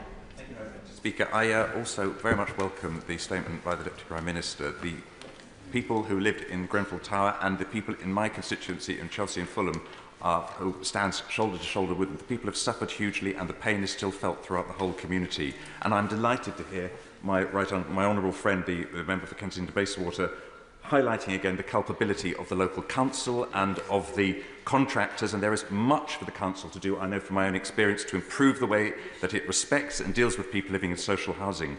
I'd also like, if I may, to pick up on the point made very powerfully by my honourable friend from Vauxhall and Camberwell about disabled people, 15 of whom died in the Grenfell Tower because they had no personal emergency evacuation plan. And I welcome, as my honourable friend did, I welcome the Deputy Prime Minister's commitment to introduce regulation to improve the fire safety and evacuation of disabled and vulnerable people. But may I ask her, when will we see the details? Will this apply to all disabled residents wherever they live? What legal weight are these regulations going to have so that we can be absolutely sure that all is being done to ensure that we do not get a situation where disabled people do not have the evacuation plans they need to escape in the event of a terrible fire such as Grenfell? I thank my honourable friend for those comments, and he's absolutely right. And since taking office, we have ensured that all of the outstanding Phase 1 recommendations were fully considered and responded to. The government announced on the 2nd of September 2024 that a residential peaks policy would be taken forward. We also committed funding for it, Madam Deputy Speaker, and the government will lay regulations as soon as possible with social housing providers funding made available this year. This policy aims to improve the fire safety and evacuation of disabled, vulnerable residents in high-rise and higher-rise residential buildings in England by providing residents with disability and impairments with a person-centred risk assessment to identify appropriate equipment and adjustments, to aid their fire safety evacuation, a residential PEEP statement that records what vulnerable residents should do in the event of a fire, and information for fire and rescue services in case they need to undertake evacuation, and will continue to keep this under review. Sir Julian Smith. Madam Deputy Speaker, I refer the House to my declaration of voluntary interests. Can I commend the Deputy Prime Minister for the sensitivity that she is and the way she's approaching this, both with families and in the House today. As she knows, mediation efforts being led by Lord Neuberger and others with residents of Grenfell, I genuinely believe mediation in this situation is of massive value. I realise much of this is in the legal sphere, but would she commit in any way she can and the government can to supporting these mediation efforts? I thank the honourable gentleman for his question. I think it's absolutely right that we look at all options, and I'm happy for him to take that up with our Safety Minister as well. But we want to continue to support the community. The community have been through so much.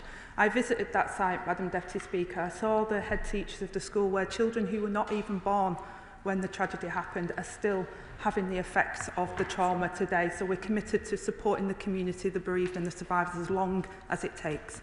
Ruth Cadbury. Thank you, Madam Deputy Speaker, and I also thank the Deputy Prime Minister for her response to the report on Grenfell and the tragedy. Madam Deputy Speaker, flats in a large leasehold block in my constituency were given a B2 EWS1 certificate by Adam Kisiak of Trifire Limited. He and Trifire have now been investigated for potential malpractice by the Institute of Fire Engineers. One of my constituents, a leaseholder in the block, told me that they don't know if their certificates are valid. They don't know whether they'll be able to be remediated through the Building Safety Fund, and they don't even know whether their block actually does still have a safety issue, quite apart from the fact that those needing to move can't sell because mortgage lenders won't lend. So, Madam Deputy Speaker, how and when can leaseholders like my constituents get the assurance they need and that there will be no more fire inspectors being allowed to get away with what Adam Kisiak did?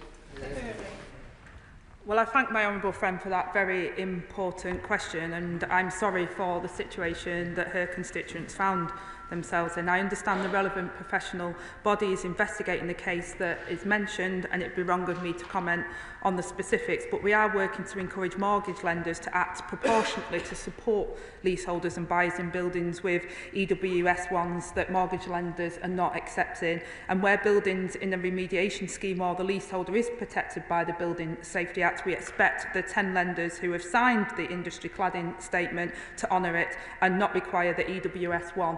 And if the member wants to speak to the Safety Minister on this particular case going forward, I'm sure he'd be happy to speak to her. Daisy Cooper. Thank you, Madam Deputy Speaker. I'd like to welcome the Deputy Prime Minister's statement today, and particularly welcome the Government's acceptance of the recommendation to professionalise and regulate fire engineers and assessors, not least because at the committee stage of the Fire Safety Bill, I tabled new Clause 2, which would have created a public register of fire risk assessors, and it would have done so 5 years ago.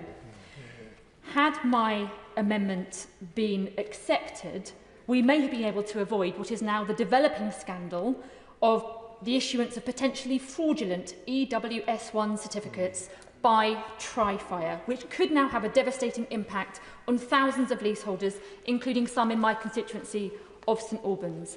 In light of concerns both in the media and concerns that have been raised in this House today by members of all sides, could I please urge the Deputy Prime Minister to both convene a meeting for all MPs whose constituents are affected, and would she agree with me that it is now time that the police investigate these reports? Well, Madam Deputy Speaker, I will expand that invitation. I'm sure the Safety Minister will be happy to do that. And we will legislate to make it a mandatory requirement for fire risk assessors that are competent to perform their critical roles, certified against approved standards by a UKS accredited certification body. And the Government is supporting an industry-led British standard for fire risk assessors that's currently being drafted. And once this is completed, this will create a single clear definition of competence against which certification and qualification should be mapped. Clive Betts. Thank you, Madam Deputy Speaker. Our thoughts today are obviously with the Grenfell survivors and the family and friends of those who died. Can I thank my right honourable friend for a comprehensive response to the inquiry report. I think I agree with everything she said, but I want one point of clarification and one of pushing her to go a little bit further, if I could. First of all, on clarification, she's rightly said it's really important that we respect and value social housing tenants and treat them equally. Is she therefore going to give equal access to social housing tenants to the Building Safety Fund that is currently enjoyed by private leaseholders?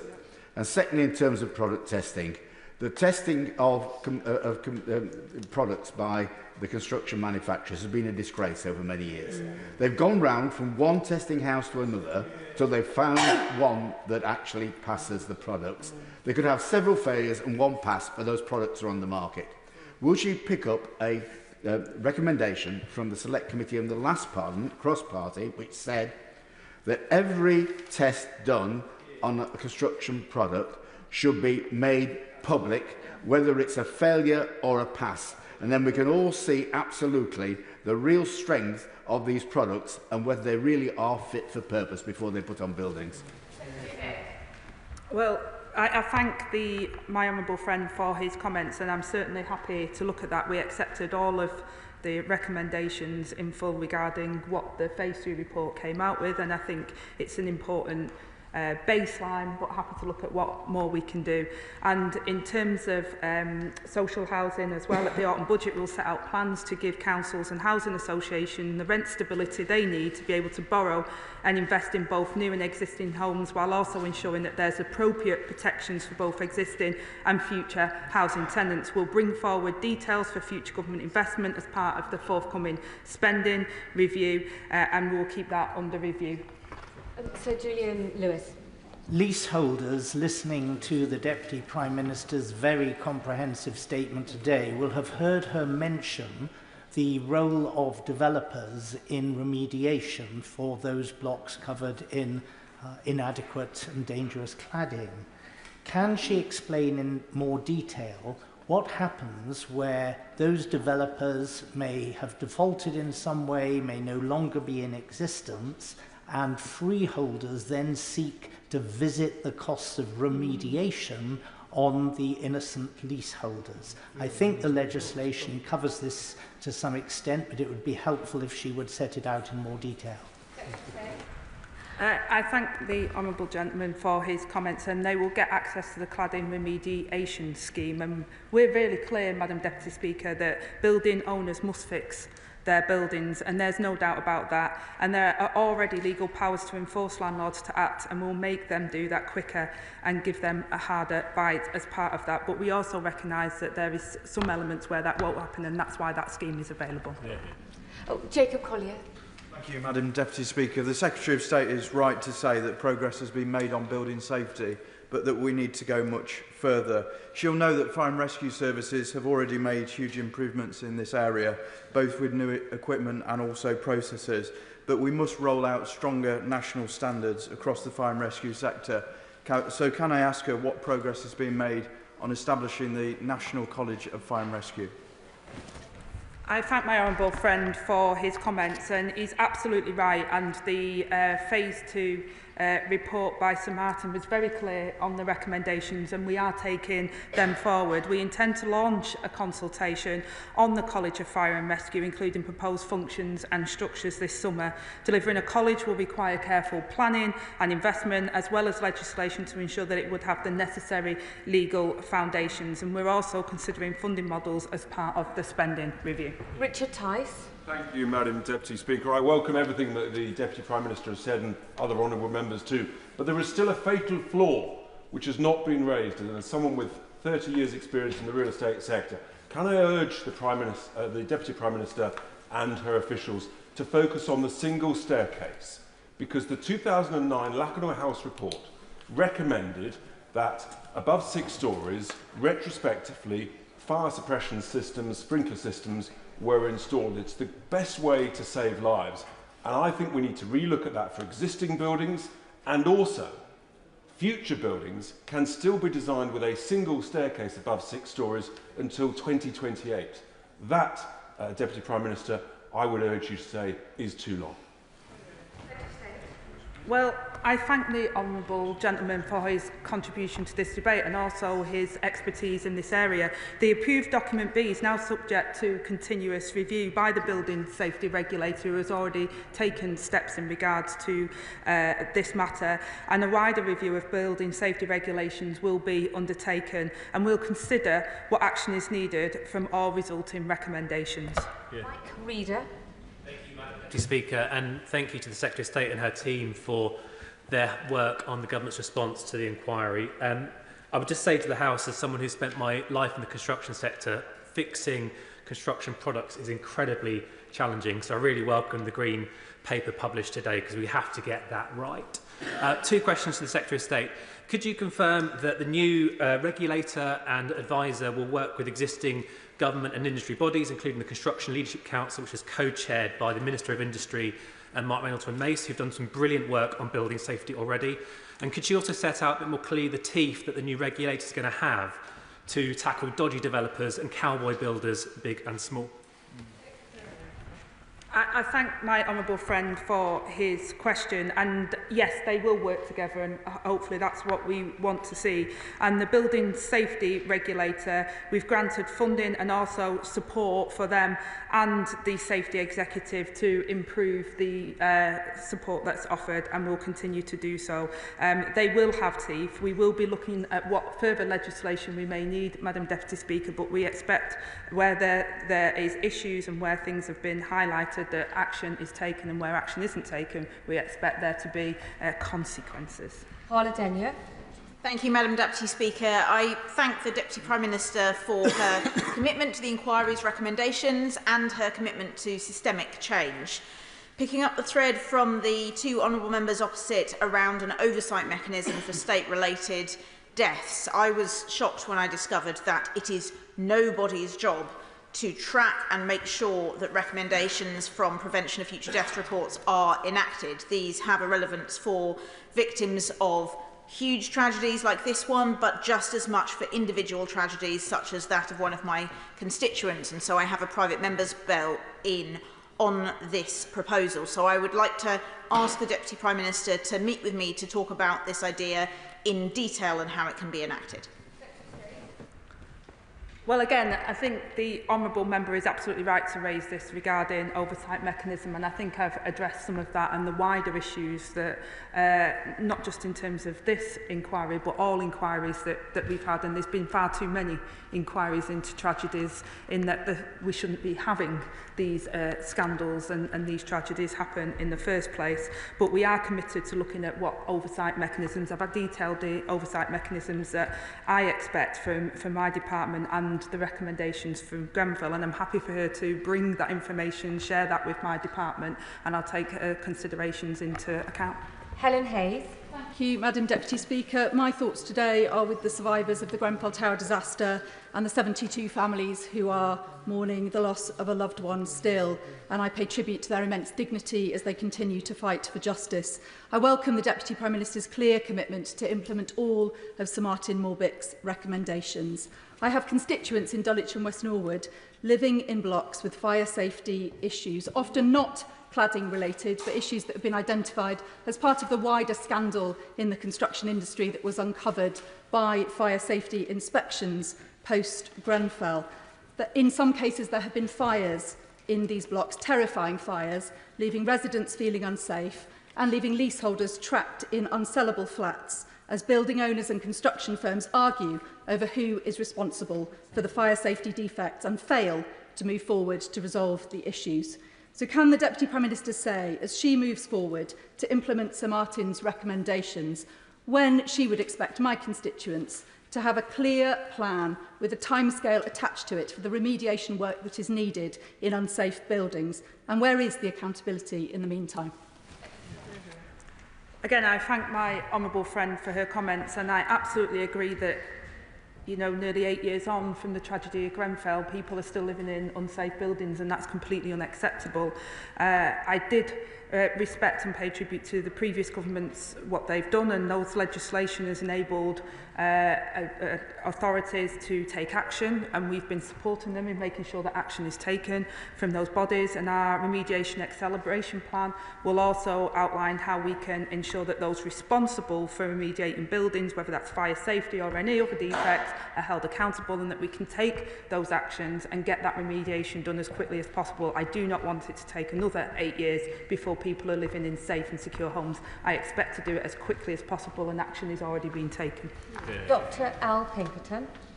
Madam Deputy Speaker, thank you very much. And can I thank the Deputy Prime Minister for what she said today and how she said it. I hope that the families of the survivors of Grenfell Tower have heard what you have to say and find some reassurance in the acceptance of all of the recommendations.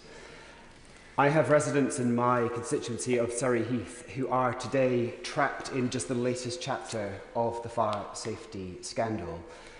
Residents who have EWS1 forms similarly signed off by the notorious now fire safety engineer Adam Kiziak, who find themselves unable to sell their properties, unable to remortgage, but even more fundamentally, who don't know whether they are living in a dangerous building or not, and in neighbouring buildings built at exactly the same time, but signed off or have had their EWS1 forms produced by a different fire safety engineer. They have already been stripped of their cladding. I'm incredibly grateful to hear that you have accepted recommendations 15 and 16 and that you are looking at a professionalisation of the fire safety industry, greater regulation and a commitment to greater recruitment, because we know that those are some of the issues that have underpinned the EWS1 scandal. But can I urge you and your team, please, to think about emergency measures. And it can't just be right that we overlook the EWS1 forms that people already have because people don't know whether they are living in safe buildings or not. It cannot be right that we just overlook those forms. Yeah. We have to fundamentally, rapidly reassess the safety of those buildings in order to allow them to be sellable or remediated again. Thank you. Well, again, I refer back to what I said to my honourable friend, and I absolutely accept that people should be in safe and secure homes. The government remediation funds have a robust audit process in place to assess the quality of the fire risk assessments of external wards, and the audit process ensures that assessments that are carried out for buildings that are in our remediation funding programmes meet the appropriate standards, and where these standards are not met, we will take action to ensure that this is addressed. Yeah. Mary Kelly-Foy. Thank you, Madam Deputy Speaker. The report on the Grenfell Tower inquiry is utterly scathing about the role of central government and its obsession with deregulation.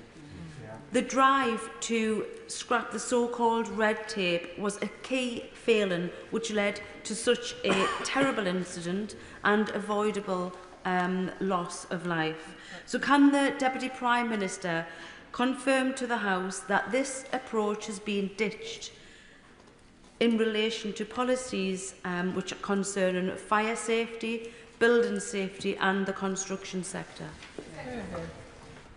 Again, my honourable friend's absolutely right to highlight that just about every system failed, Madam Deputy Speaker, which I outlined in my opening statement. Everybody needs to understand what led to what happened on that night in Grenfell, and that there has been action taken. There isn't the same regulatory system that was in place back in 2017. There has been a number of Acts of Parliament that has meant that there is more instruction and more legal requirements for building safety. We will continue to update that. We have legislation going through at the moment in Parliament which hopefully will deal with social landlords and will give renters more protection as well. We know there's much more for us to do, Madam Deputy Speaker, and I hope across the House we'll continue to work to put safety at the heart of everything we do, because that will be the legacy of Grenfell, is that we take notice. We don't just say warm words at this dispatch box, but we actually take the action that's needed to protect people. Luke Taylor. Thank you very much, Madam Deputy Speaker. Firstly, can I thank the Deputy Prime Minister for bringing the report forward, and also thank the Government for accepting all of the recommendations, and also echo the points from around the Chamber that our thoughts today are with the survivors and the families of the victims. As is often said, justice delayed is justice denied. So can the Deputy Prime Minister please give a timeline for when the companies, as mentioned, Arconic, Kingspan, Saint-Gobain or Celotex, but also the testing firms who covered up these failed results, when will they face justice for their dishonesty and mis-selling that so tragically contributed to the deaths of 72 innocent residents? Yeah. Again, I echo what the Honourable Gentleman said in terms of where our thoughts and sentiments are today as we all are in this chamber. I spoke about the justice being delayed, and I think it's awful that people still haven't got the justice and fearful that they'll never receive the justice. The police have said that this will take time. This is one of the largest and most legally complex investigations ever conducted by the Metropolitan Police, with over 180 officers and staff dedicated to the investigation, and we will continue to support them in their important work. The police have recently confirmed that they have everything they need to do that, and will continue to support their efforts. And I said in my opening statement around procurement, Madam Deputy Speaker, and making sure that we can do something in regards to construction products, and my honourable friend sat on the front benches is taking that forward. John Grady. Thank you very much, Madam Deputy Speaker. In my constituency, tenants in social housing are regularly treated as second-class citizens. And it is a shame and a stain on our society that this is so. And in my constituency, many people are desperately worried about cladding remediation following the terror of Grenfell. The Scottish Government received about £97 million from the Government for cladding remediation, and confirmed later on last year that virtually none of this had been spent on cladding remediation. And I wrote to the Scottish Minister responsible this year with a detailed set of questions about progress about cladding remediation. How many high-rise buildings, that's over 80, with ACM cladding had been identified? How many of them had been identified as requiring remediation? How many of such high-rise buildings had been remediated? These are people's homes, Madam Deputy Speaker. And my questions carried on, and not one of those questions were answered with data or numbers. These are people's homes. They are mums and dads, children. Would the Deputy Prime Minister agree with me that the Scottish Government must get a grip on this topic, and would she undertake to me that she would provide such advice and assistance in that regard as her department could provide? I'm obliged, Madam Deputy Speaker. Thank you to my honourable friend, and he's absolutely right that it is a devolved matter, Madam Deputy Speaker, for the Scottish Government, but I'm happy to work with the Scottish Government. I hope they've looked at what we're doing in regards to the remediation acceleration plan, and also the reforms that are underway which will drive up standards in social housing through stronger regulation and enforcement measures by strengthening tenants' voice and improving tenants' access to redress. He's absolutely right to raise these issues. I hope the Scottish Government are following in our footsteps and will continue to learn the legacy of what happened in Grenfell, so that people in Scotland and England can feel safe. Sean Berry. Thank you, Madam Deputy Speaker. I want to thank the Deputy Prime Minister particularly for the comments she made about the way that residents were treated. I want to raise the strong recommendation that the Civil Contingencies Act is looked at, because my former role involved listening to and trying to support the many local community organisations who were dealing with the enormous gaps in the humanitarian response that was left by the local authority, and these problems carried on for weeks. So could the Deputy Prime Minister tell us when we will hear the timing and the format of that review of the Civil Contingencies Act?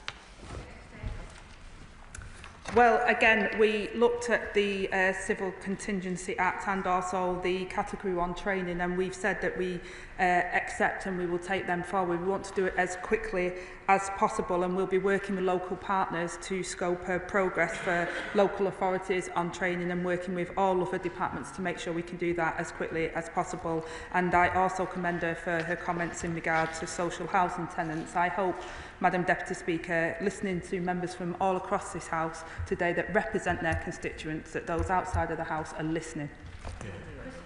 Thank you, Madam Deputy Speaker. And can I thank the Secretary of State for her statement today and her continued commitment to get justice for the victims of this terrible tragedy. I had the opportunity to meet some of the families of those victims, and I want to commend their bravery. I will also, of course, take this opportunity to pay tribute to my constituent, Rod Wainwright, who was one of the first responders on that terrible morning. Does the Secretary of State agree with me we need to do more to support our emergency services like Rod and his colleagues, who were also the victims of this terrible tragedy? And let me join with my honourable friend from Bent East from praying and hoping that we never have to see something like this again. Secretary of State. Well, I absolutely agree with my honourable friend, and I pay tribute to Rob and his colleagues. And of course, not long after being appointed into this position as Secretary of State, of course, there's another fire within Barking and Dagenham, and it was the same first responders that were out again, and the trauma and the fact that they put themselves at harm's way without question or fear is an absolute testament for the work that they do, and we owe them a debt of gratitude, and we also owe them the support ongoing when they have done that, and we continue as a government to do that. Final question, Jim Shannon. Thank you, Madam Deputy Speaker. Can I thank very much the Deputy Prime Minister for her statement today and for the update in relation to Phase 2 of the inquiry report. I think we all in this House would be encouraged by the Honourable Lady's commitment to find two things: to make sure that those who carry it out are held responsible under the law of the land. Number two, to ensure that safety is improved, and that's what I would like to see. In December past, the government started plans to ban firms involved in the Grenfell fire from the public procurement. Whilst this is a very welcome step, Madam Deputy Speaker, what steps can be taken or will be taken to ensure that all firms involved in building works are liable to ensure that all materials and products are fit for purpose, to ensure that lessons can be learnt for the future from this awful tragedy? And will the Deputy Prime Minister share the conclusions with all regional administrations, especially the Northern Ireland Assembly, so that safety across this great United Kingdom of Great Britain and Northern Ireland will be improved and that we all gain? Thank you so much. Well, I thank my honourable friend for his comments, and my honourable friend, the Minister, met in Northern Ireland yesterday, so I absolutely agree with him that we should all work together to improve safety, and also that we need to make sure that the building safety regulator and what we put in train actually produces the results that we need. Hopefully, Madam Deputy Speaker, this will be a clearer path. It will be clear about what people's legal obligations are, where they sit, and if they don't do what they are expected to do, that they will be absolute enforcement of those rules. That concludes that statement. I'll give the ministers and the front bench some time just to readjust.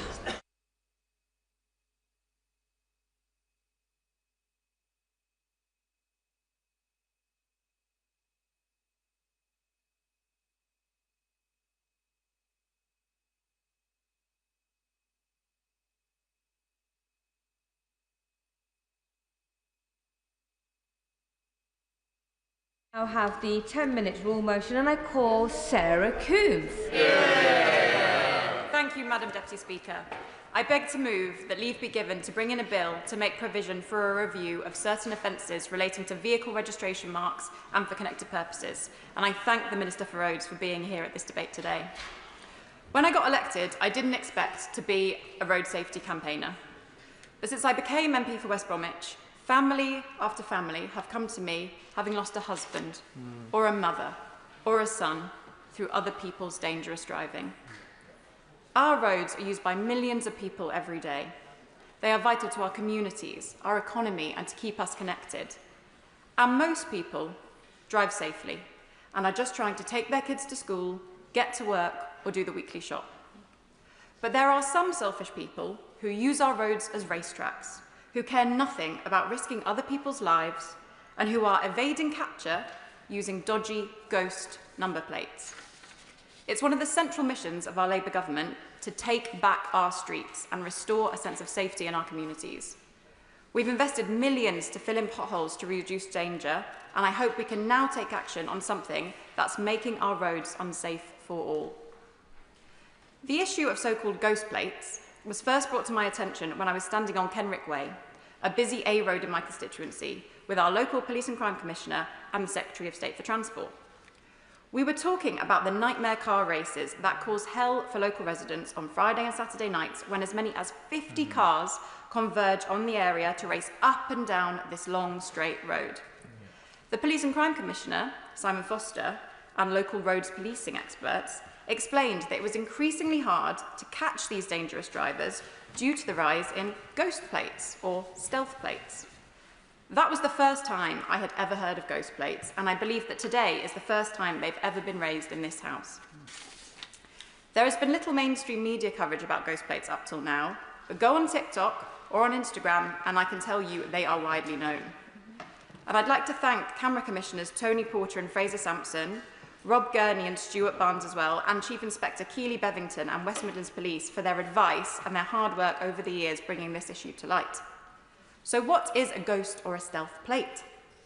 These ghost plates look like normal number plates to the human eye, but they've got a reflective coating on them, or they've been interfered with in some way, which makes them unreadable to the infrared police speed cameras on our roads. If you Google ghost plates, you'll be presented with websites where you can buy a ghost plate online for as little as £30, making the vehicle invisible to the automatic number plate recognition cameras that police use to stop speeding and keep our roads safe. These websites selling ghost plates are full of disclaimers, reassuring you that they're perfectly legal as long as you don't use them on the roads. But the fact is, these plates are being used on our roads by people who want to speed around freely, run red lights, and much, much worse. And right now, if you've got a ghost plate and you speed past a camera at 100 miles an hour, the likelihood is you won't be caught. It is illegal to use these plates, but the current consequences of being caught with one are far too small. At the moment, the penalty for driving with a ghost plate is just a £100 fine. No points, no driving ban, just £100, and that is if you're caught. That's less than you get for a speeding ticket. So for those who want to drive recklessly around our roads or commit even worse crimes, why wouldn't you when the penalty is so small? The scale of use of ghost plates is not yet widely known, although we do know there are major issues with clone plates and wider forms of dodgy plates. One study found that as many as 1 in 15 drivers may already be using anti-ANPR technology. However, among some groups, it could be even higher. One police exercise conducted in London examined more than 1,000 taxi and private hire vehicles and found 40% of those vehicles had ghost plates.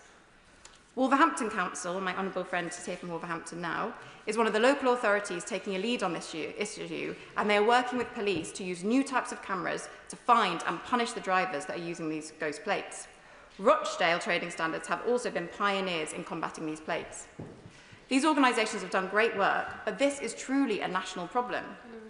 What I worry about is that the supply of these ghost plates is making all of our roads less safe. In the West Midlands, 1,000 people are killed or seriously injured on our roads each year. Across the UK, that is 30,000 people.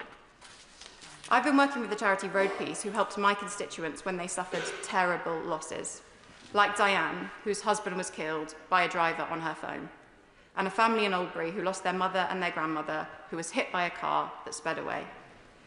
A couple of weeks ago, the RAC found that almost half of UK police forces have caught motorists driving more than 90 miles an hour on 30-mile-an-hour roads.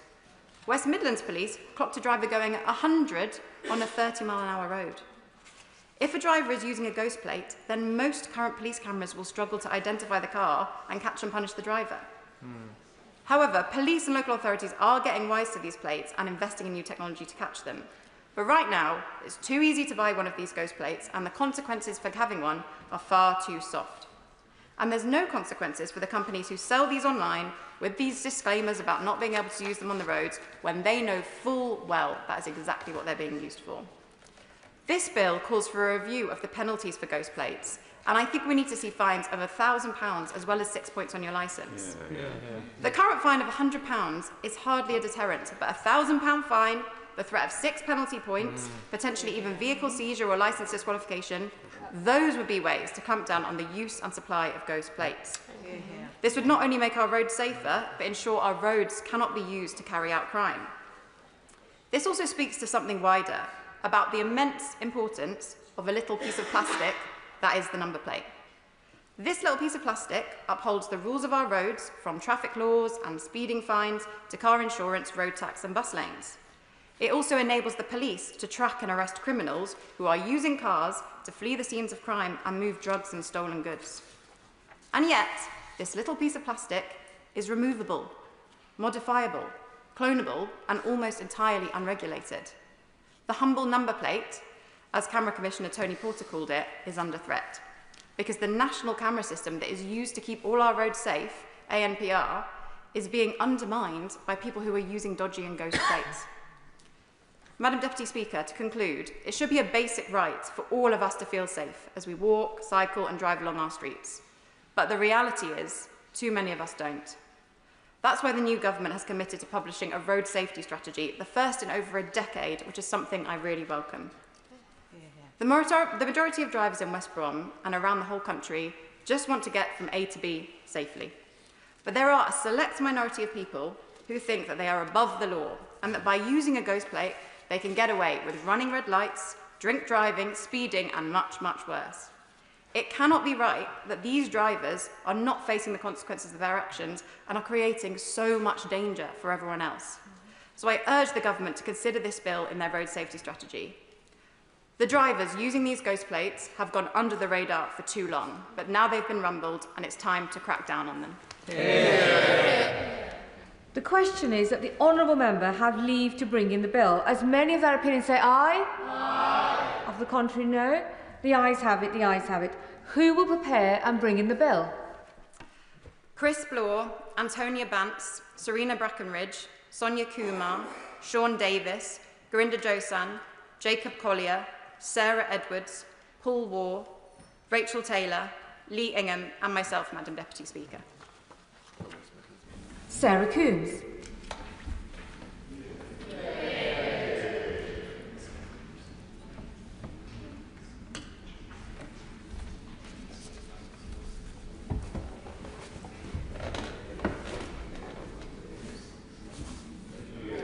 Keep it straight now.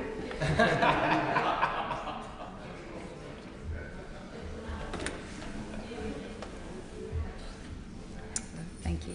Vehicle Registration Offences Review Bill. Second reading what day? Friday, 7th of March. Friday, the 7th of March.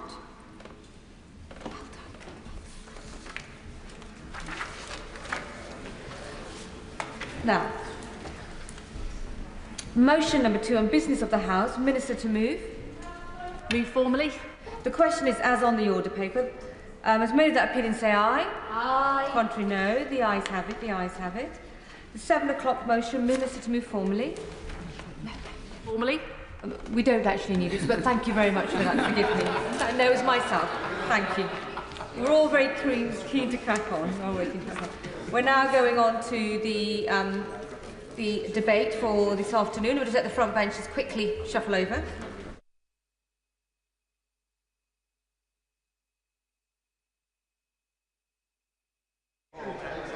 We have hours to continue to be excited, folks. Hours. We now come to the motion.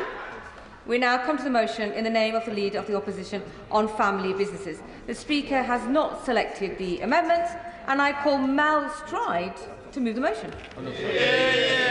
Thank you, Madam Deputy Speaker, and I beg to move the motion on the order paper. Madam Deputy Speaker, in the last general election, the party opposite, now the government, told us that they aspired to become the natural party of business. The natural party of business.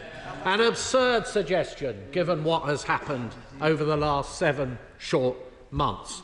As absurd, perhaps, as the business secretary claiming to be a qualified lawyer. Or as absurd, perhaps, as the Attorney General claiming to be a patriotic lawyer. Or absurd, perhaps, as the Prime Minister claiming to be anything other than a lawyer.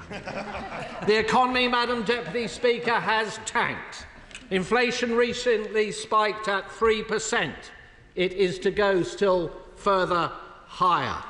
It was 2% on the day of the general election, a legacy that we bequeath to the party opposite. Borrowing is up, substantially up, on the forecasts the OBR produced at the last budget. And growth has been killed stone dead. Growth that the Bank of England tells us will grow, an economy that will grow at half the rate that it had originally suggested.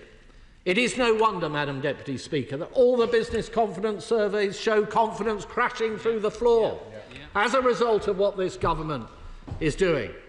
Businesses laying off jobs, businesses putting up prices, businesses reducing investment, businesses sometimes having to put themselves up for sale or, even worse, going under.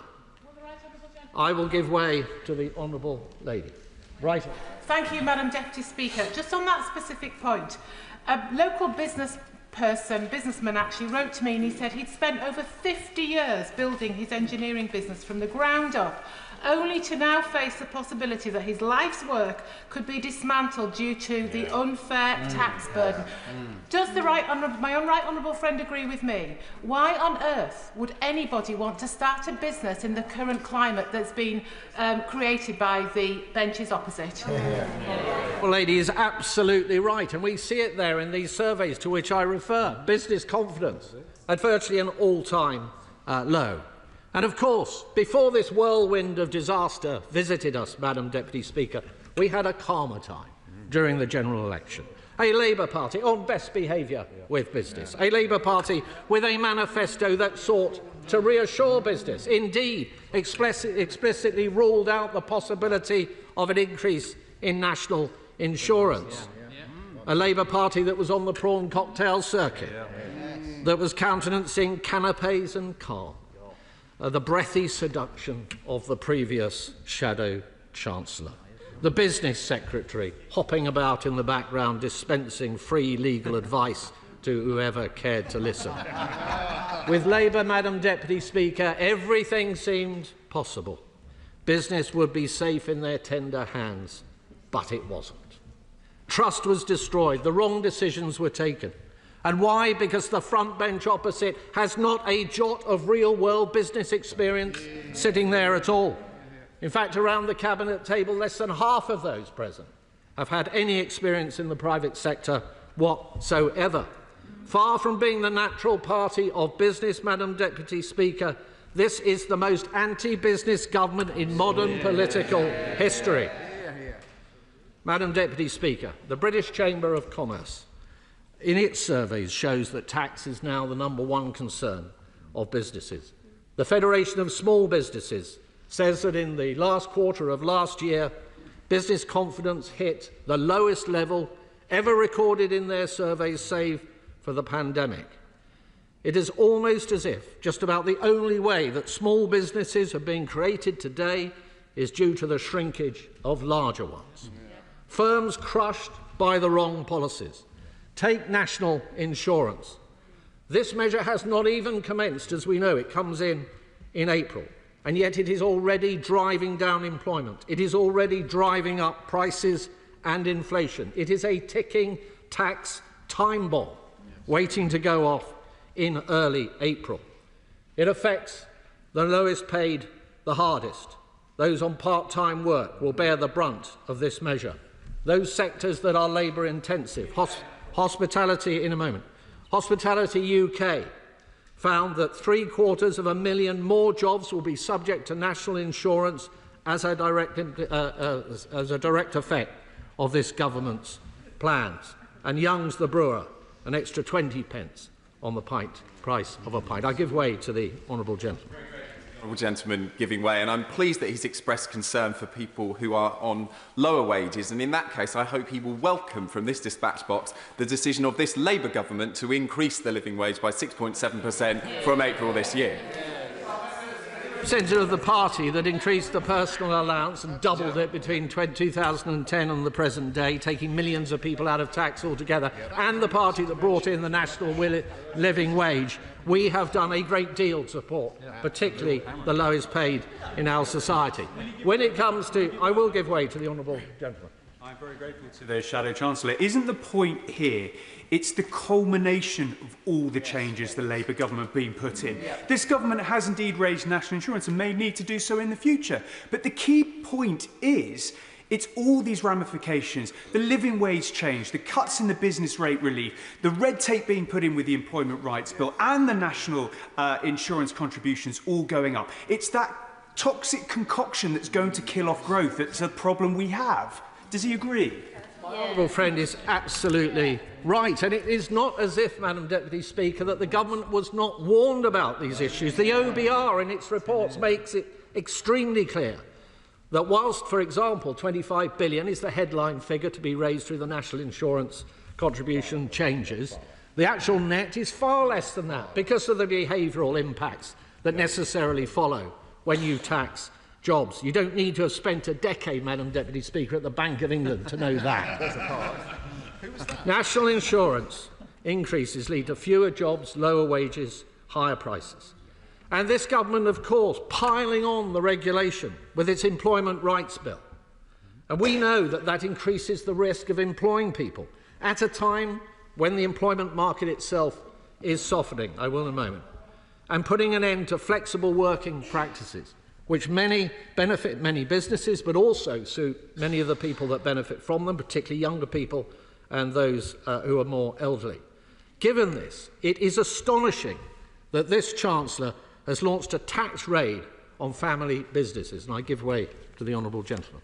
Thank you, Madam Deputy Speaker. I do thank the Shadow Chancellor for giving way. Could he spell out the specific rights in the Employment Rights Bill that he believes and his party believes should not be afforded to working people in this country?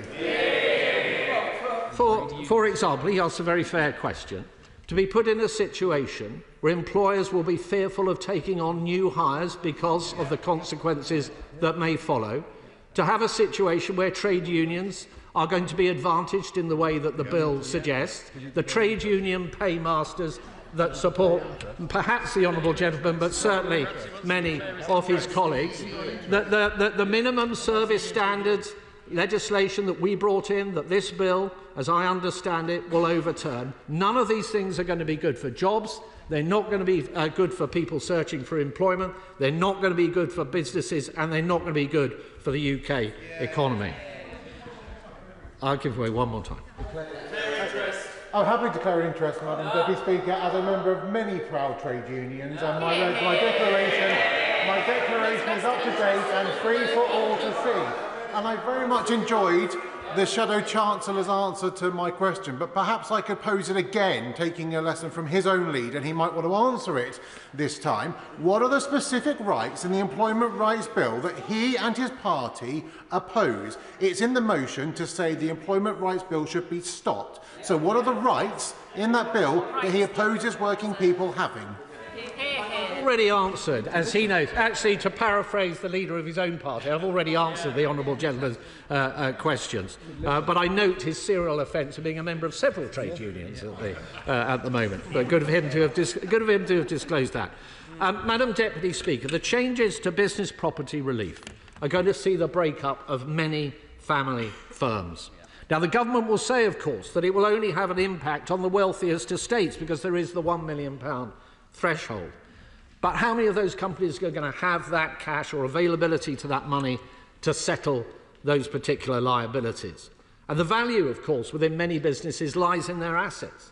And liquidating those assets to pay those kind of liabilities, given that those assets are often instrumental to the effective working of that firm, is an absurdity.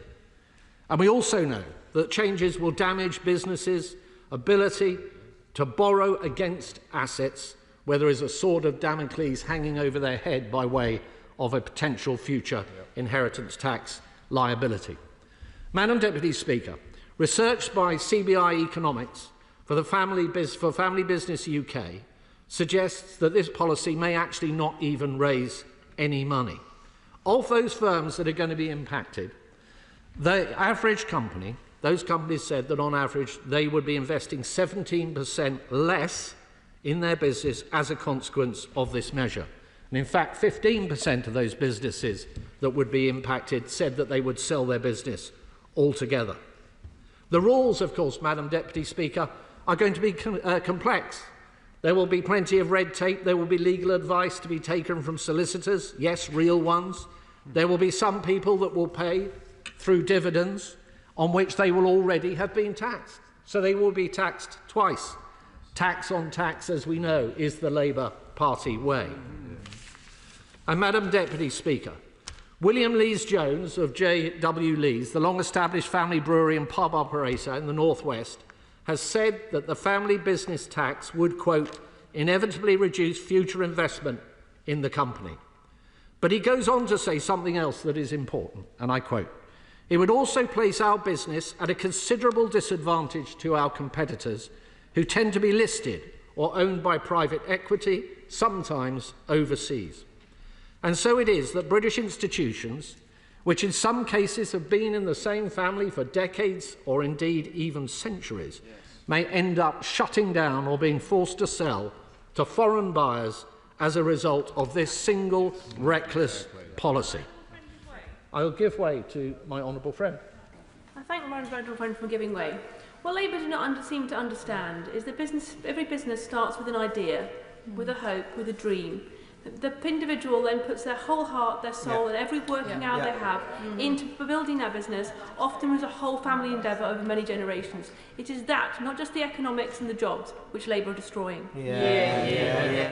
My honourable friend is absolutely right, and this is why the dearth of experience of entrepreneurship on the benches opposite really shows. And we see this not just with BPR, but agricultural property relief as well, the family farm being broken up. Years and generations of people struggling, working hard, whatever the weather, to grow those businesses, to provide the food that we need, swept asunder by a stroke of the Treasury's pen. And I give way to my honourable friend. I'm grateful again for him giving way. The Prime Minister was interviewed and said that the reason for doing this to farmers was to be able to give them the NHS that they might need. Only a week later, the £10 million fund that was there to support the mental health of farmers has been taken away. How does that stick in the throat of the farmers when they're told they're not a priority, food security is not a priority, and actually now they won't have the health service there in place, despite the tax that they're now going to ensue? The treatment, Madam Deputy Speaker, of our farmers by this government has been utterly atrocious. Right before the last general election, the Shadow Secretary of State for DEFRA, now the Secretary of State for DEFRA, looked the NFU in the eye and told them that at least on the measure of inheritance tax, farmers had nothing to fear from a future Labour government. And yet the point that my honourable friend makes is absolutely telling. They cared nothing about any of them. Within a matter of months of coming into office, they had already brought in their agricultural property relief changes, to the detriment of thousands of hard-working farmers up and down our country. I give way to the honourable lady.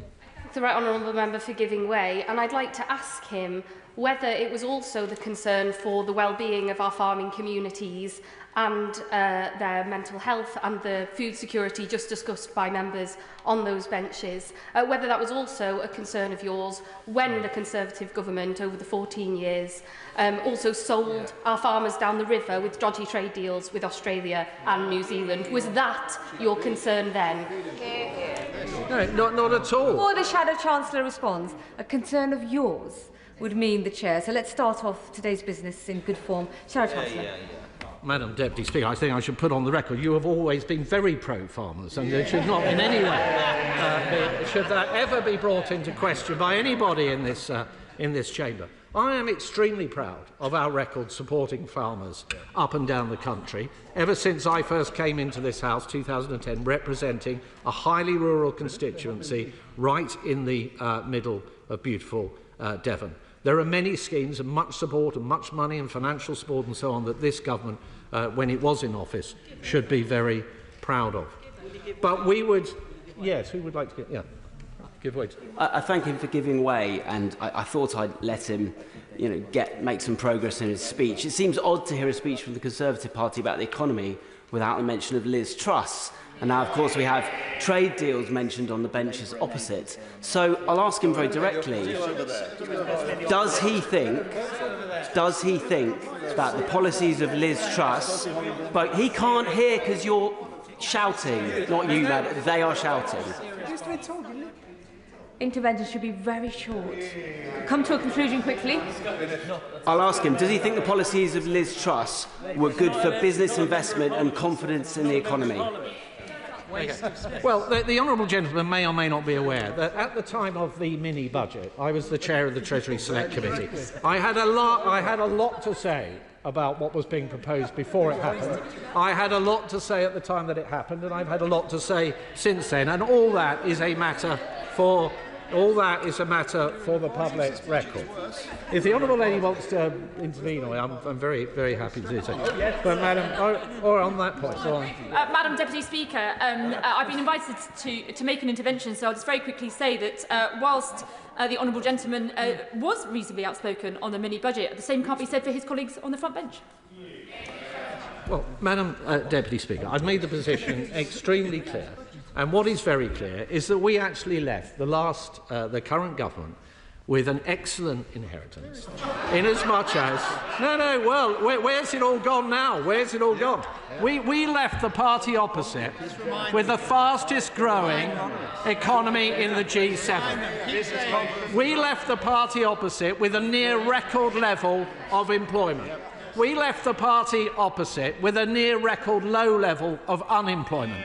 We left the party opposite with 13 consecutive months of real wage growth. And we left the party opposite with inflation having come down due to the Ukraine war, come down from over 11% in October 22 right down to 2% and bang on target on the day of the general election.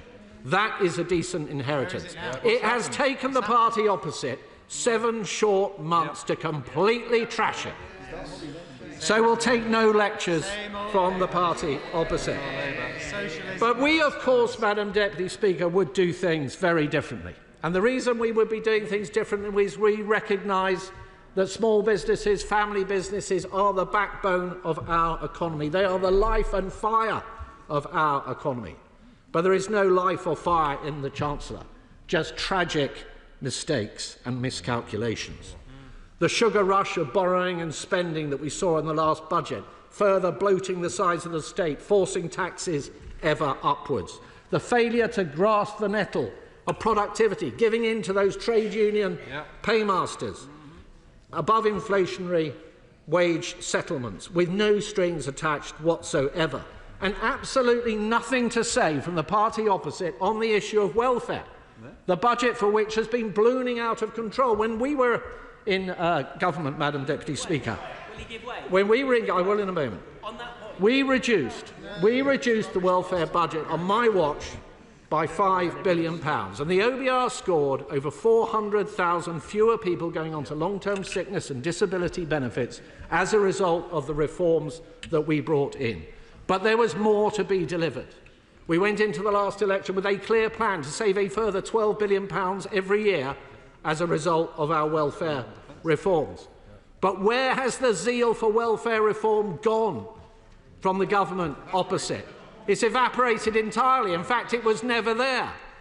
And I will just simply say, Madam Deputy Speaker, that if this government has the backbone to come forward with some serious proposals to deal with the welfare budget, such that on March the 26th the Chancellor can come to that dispatch box in this House and say that she is unwinding those national insurance increases, then the opposition will support her.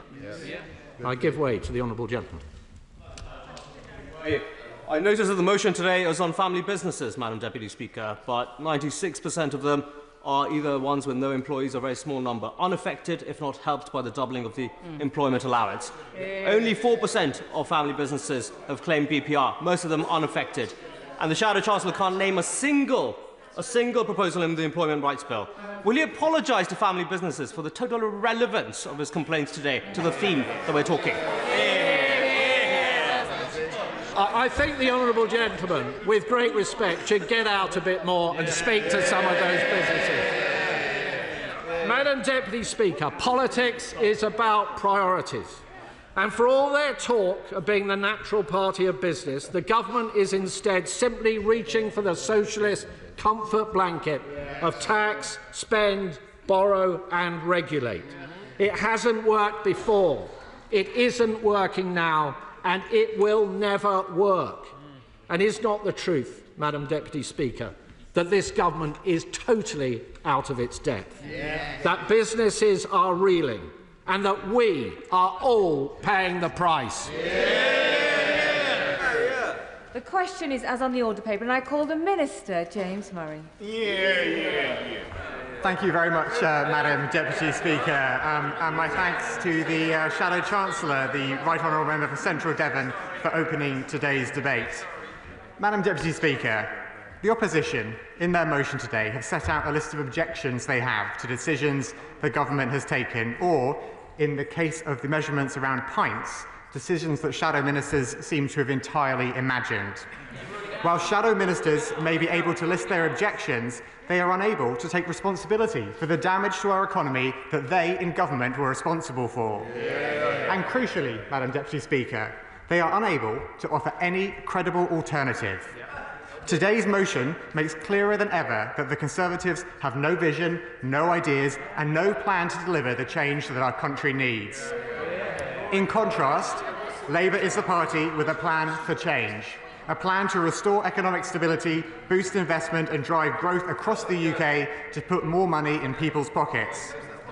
We know that it is government's responsibility to provide stability, security, fiscal responsibility and to get unnecessary regulation out of the way when it stands in the way of growth.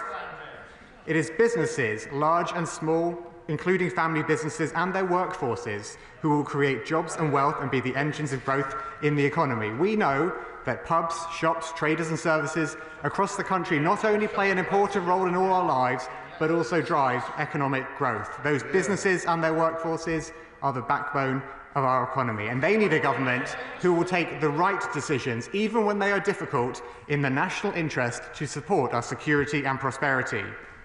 And so, Madam Deputy Speaker, let me start by briefly reminding the Conservative members opposite of the context in which those decisions have been made. That context is, of course, the inheritance that this country faced after 14 years of the party opposite being in power. I'll give way. 2010, this government, the then government, had to borrow £158 billion. Of course, fast forward another decade, we had something called the pandemic, where we had to borrow £400 billion. So on the top of that, collectively, that's a great big difficulty to be dealing with. Now, I sat in this chamber 5 years ago when the pandemic happened, listening to all of the interventions asking for more spending of money. This is the problem that the Conservative government have dealt with. Does he not agree?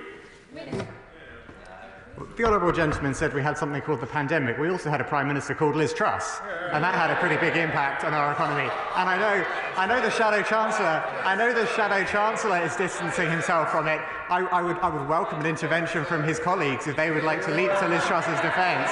I'll give way. No, they're not seeking to intervene on me. Funny that, Madam Deputy Speaker, there's no intention to intervene on me there. Perhaps in closing, one of the other shadow ministers can refer to Liz Truss's record and defend that. Yes, Liz Truss's record. So the way I see it, the problem with Liz Truss with her budget was she didn't set out her workings. The problem with Rachel Reeves's one is she did, and the country and the world doesn't believe it. That is far more detrimental to the situation we find ourselves in because she can't get out of that problem. That is the difference between Liz Truss and Rachel Reeves. Wow, Madam Deputy Speaker.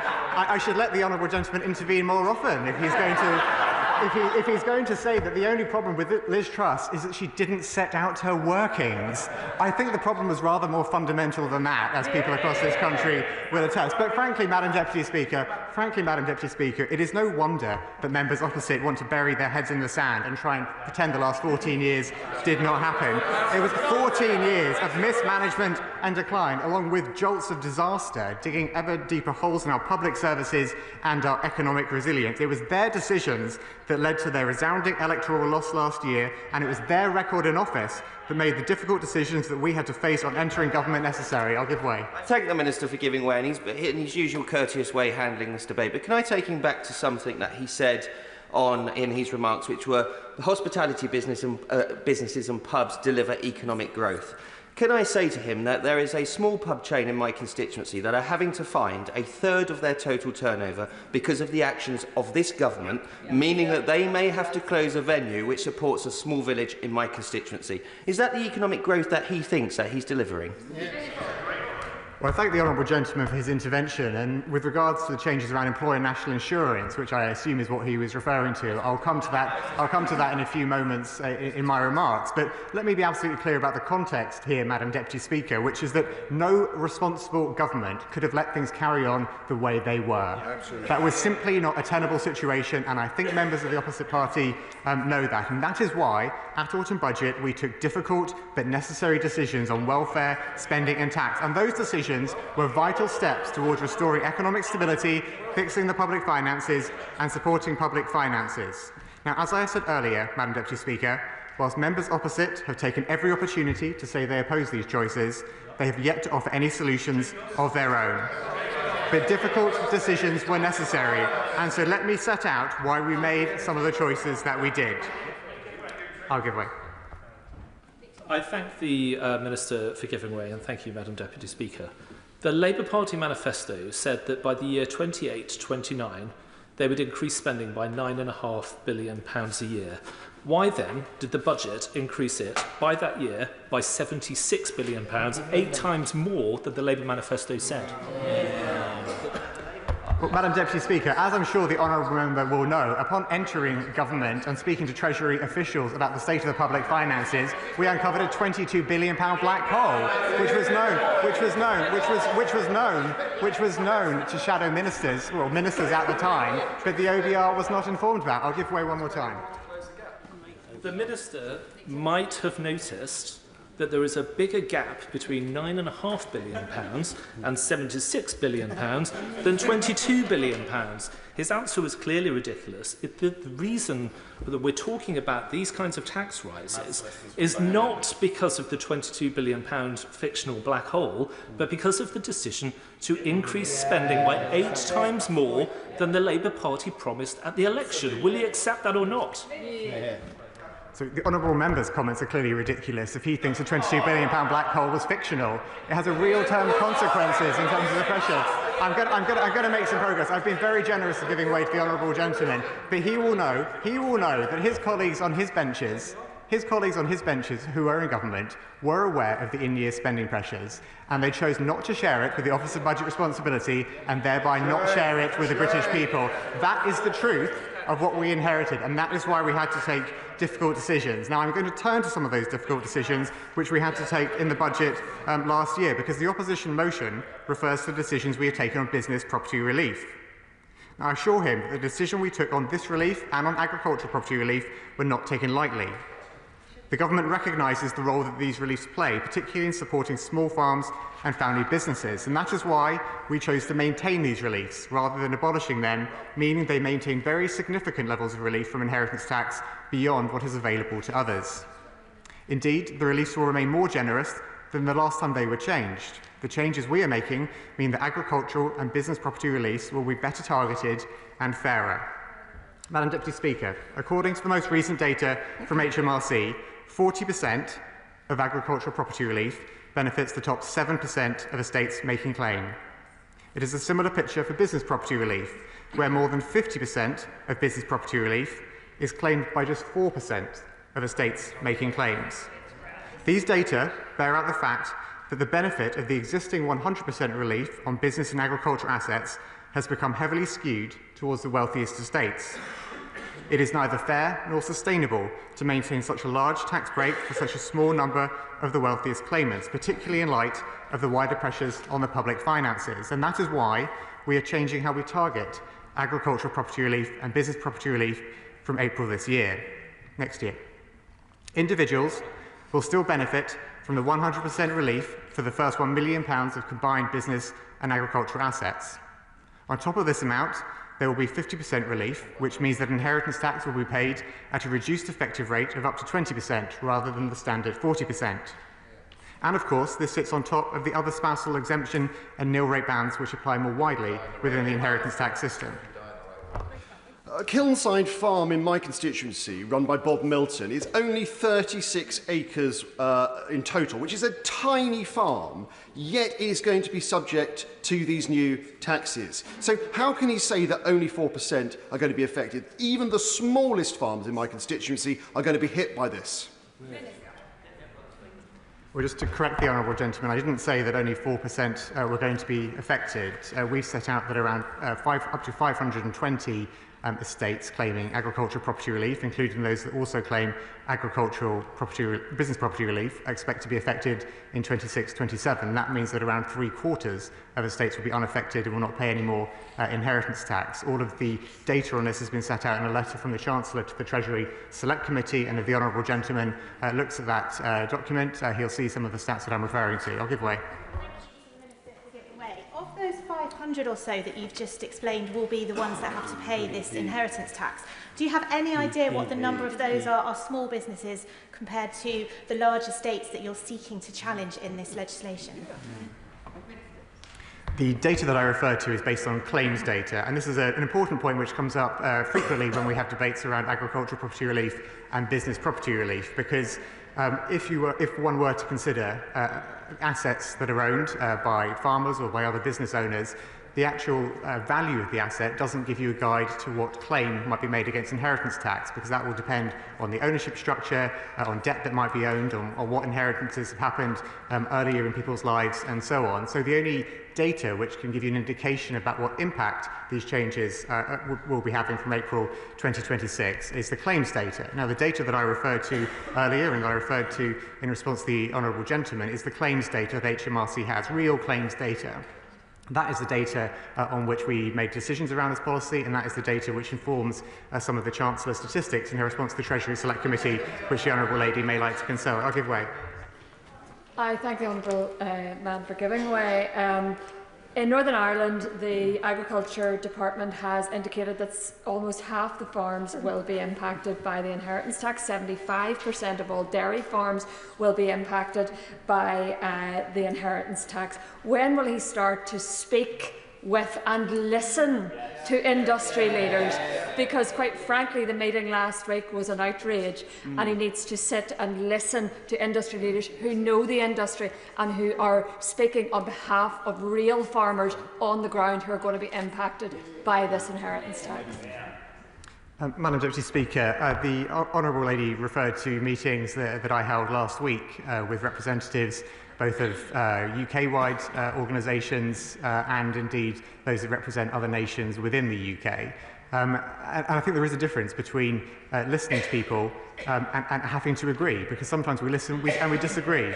Sometimes we listen and we disagree, and that is the situation that we found ourselves in after that meeting, where we listened to concerns but we have a different approach. And I've been setting out today through this debate exactly why we've taken the decisions that we have. I'll give way. Sir, for giving way. I recently did a survey of all the farms in my constituency of South Devon, and 85% of the people who responded to that survey said that they were going to be affected by this inheritance tax, mainly because of the cost of land in South Devon. Practically all farms are going to be subject to this. So when will the government listen to this evidence that we are collecting from our farmers, that your assessment that only 25% of farms are going to be affected is actually not correct? Well, thank you, Honourable Lady, for her intervention. But I think it is important to emphasise that the correct data to work out the impact that these changes will have is the claims data. And the claims data is what is available to HMRC, and that is the basis on which we have established how many farms, how many assets, how many estates are likely to be affected by the changes. I will take one more intervention from the Honourable Lady. I'm grateful to the Minister for giving way. I think the point that, Madam Deputy Speaker, that we're trying to make is that by only looking at one data set, the challenge here is that the Minister is not looking at the big picture. We've spoken a lot about farmers, but the business property relief is about the whole of the business community. And so will he not go away and have another look at this and take account of all the evidence that hopefully he's been listening to since the announcement of this reckless policy? Just for members who haven't understood etiquette, you can't just wander into a debate when someone's on their feet and then try and intervene. You need to take part in the whole debate. Minister. Thank you, Madam Deputy Speaker. I'll return to the point that I've made several times today, which is that the way to understand how a policy in relation to agricultural property relief and business property relief will work is to look at actual claims data, because that is how to understand the claims as they relate to individual estates. The overall value of farms or the overall value of businesses do not tell you exactly what the estate value is going to be through an individual claim, and that is the correct way to approach it. I'm going to make some progress because I've given way many times on this particular section of the speech, and I have plenty more to get through. I'm sure there are other members who would like to contribute in this speech. Madam Deputy Speaker, depending on people's individual circumstances, a couple will be able to pass on up to £3 million to their children or grandchildren free of any inheritance tax at all. If owners pass on their assets more than 7 years before death, then no inheritance tax will be due either, and where any payment is due, this can be paid over 10 years interest-free in most circumstances. This stands as a benefit that is not seen anywhere else in the inheritance tax system. Now, I recognise, Madam Deputy Speaker, as evidenced today, that the reforms to inheritance tax generate strong views. But reform of these views is necessary given the fiscal challenge which confronts us, and this is a fair approach that helps put the public finances back on a sustainable footing. I'm going to make some progress. I'm going to move on, Madam Deputy Speaker, if I may, to some other elements of the motion which is put before us today around the changes to employer national insurance contributions, which is another of the difficult decisions we had to take about the budget. Now, I recognise that this change will have impacts, but asking employers to contribute more is the fairest way to restore fiscal stability and to provide essential services like our NHS with the resources they desperately need. The rate of employer national insurance will increase from 13.8% to 15%, whilst the per-employee threshold at which employers start to pay national insurance, known as the secondary threshold, will be reduced to £5,000.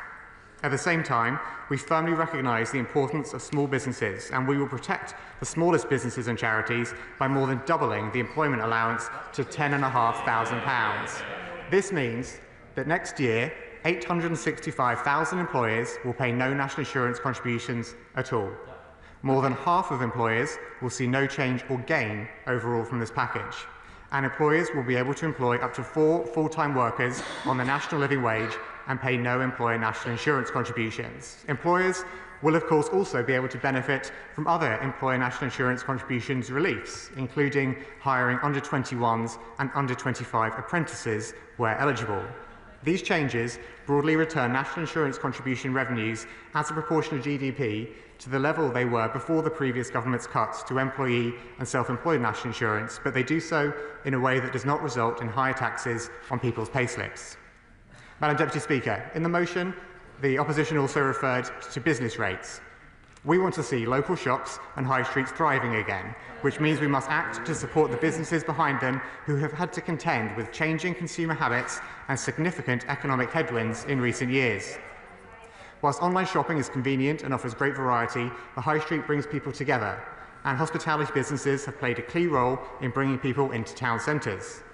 However, at present, the business rates burden falls more heavily on property-intensive sectors, which is why business rates need rebalancing.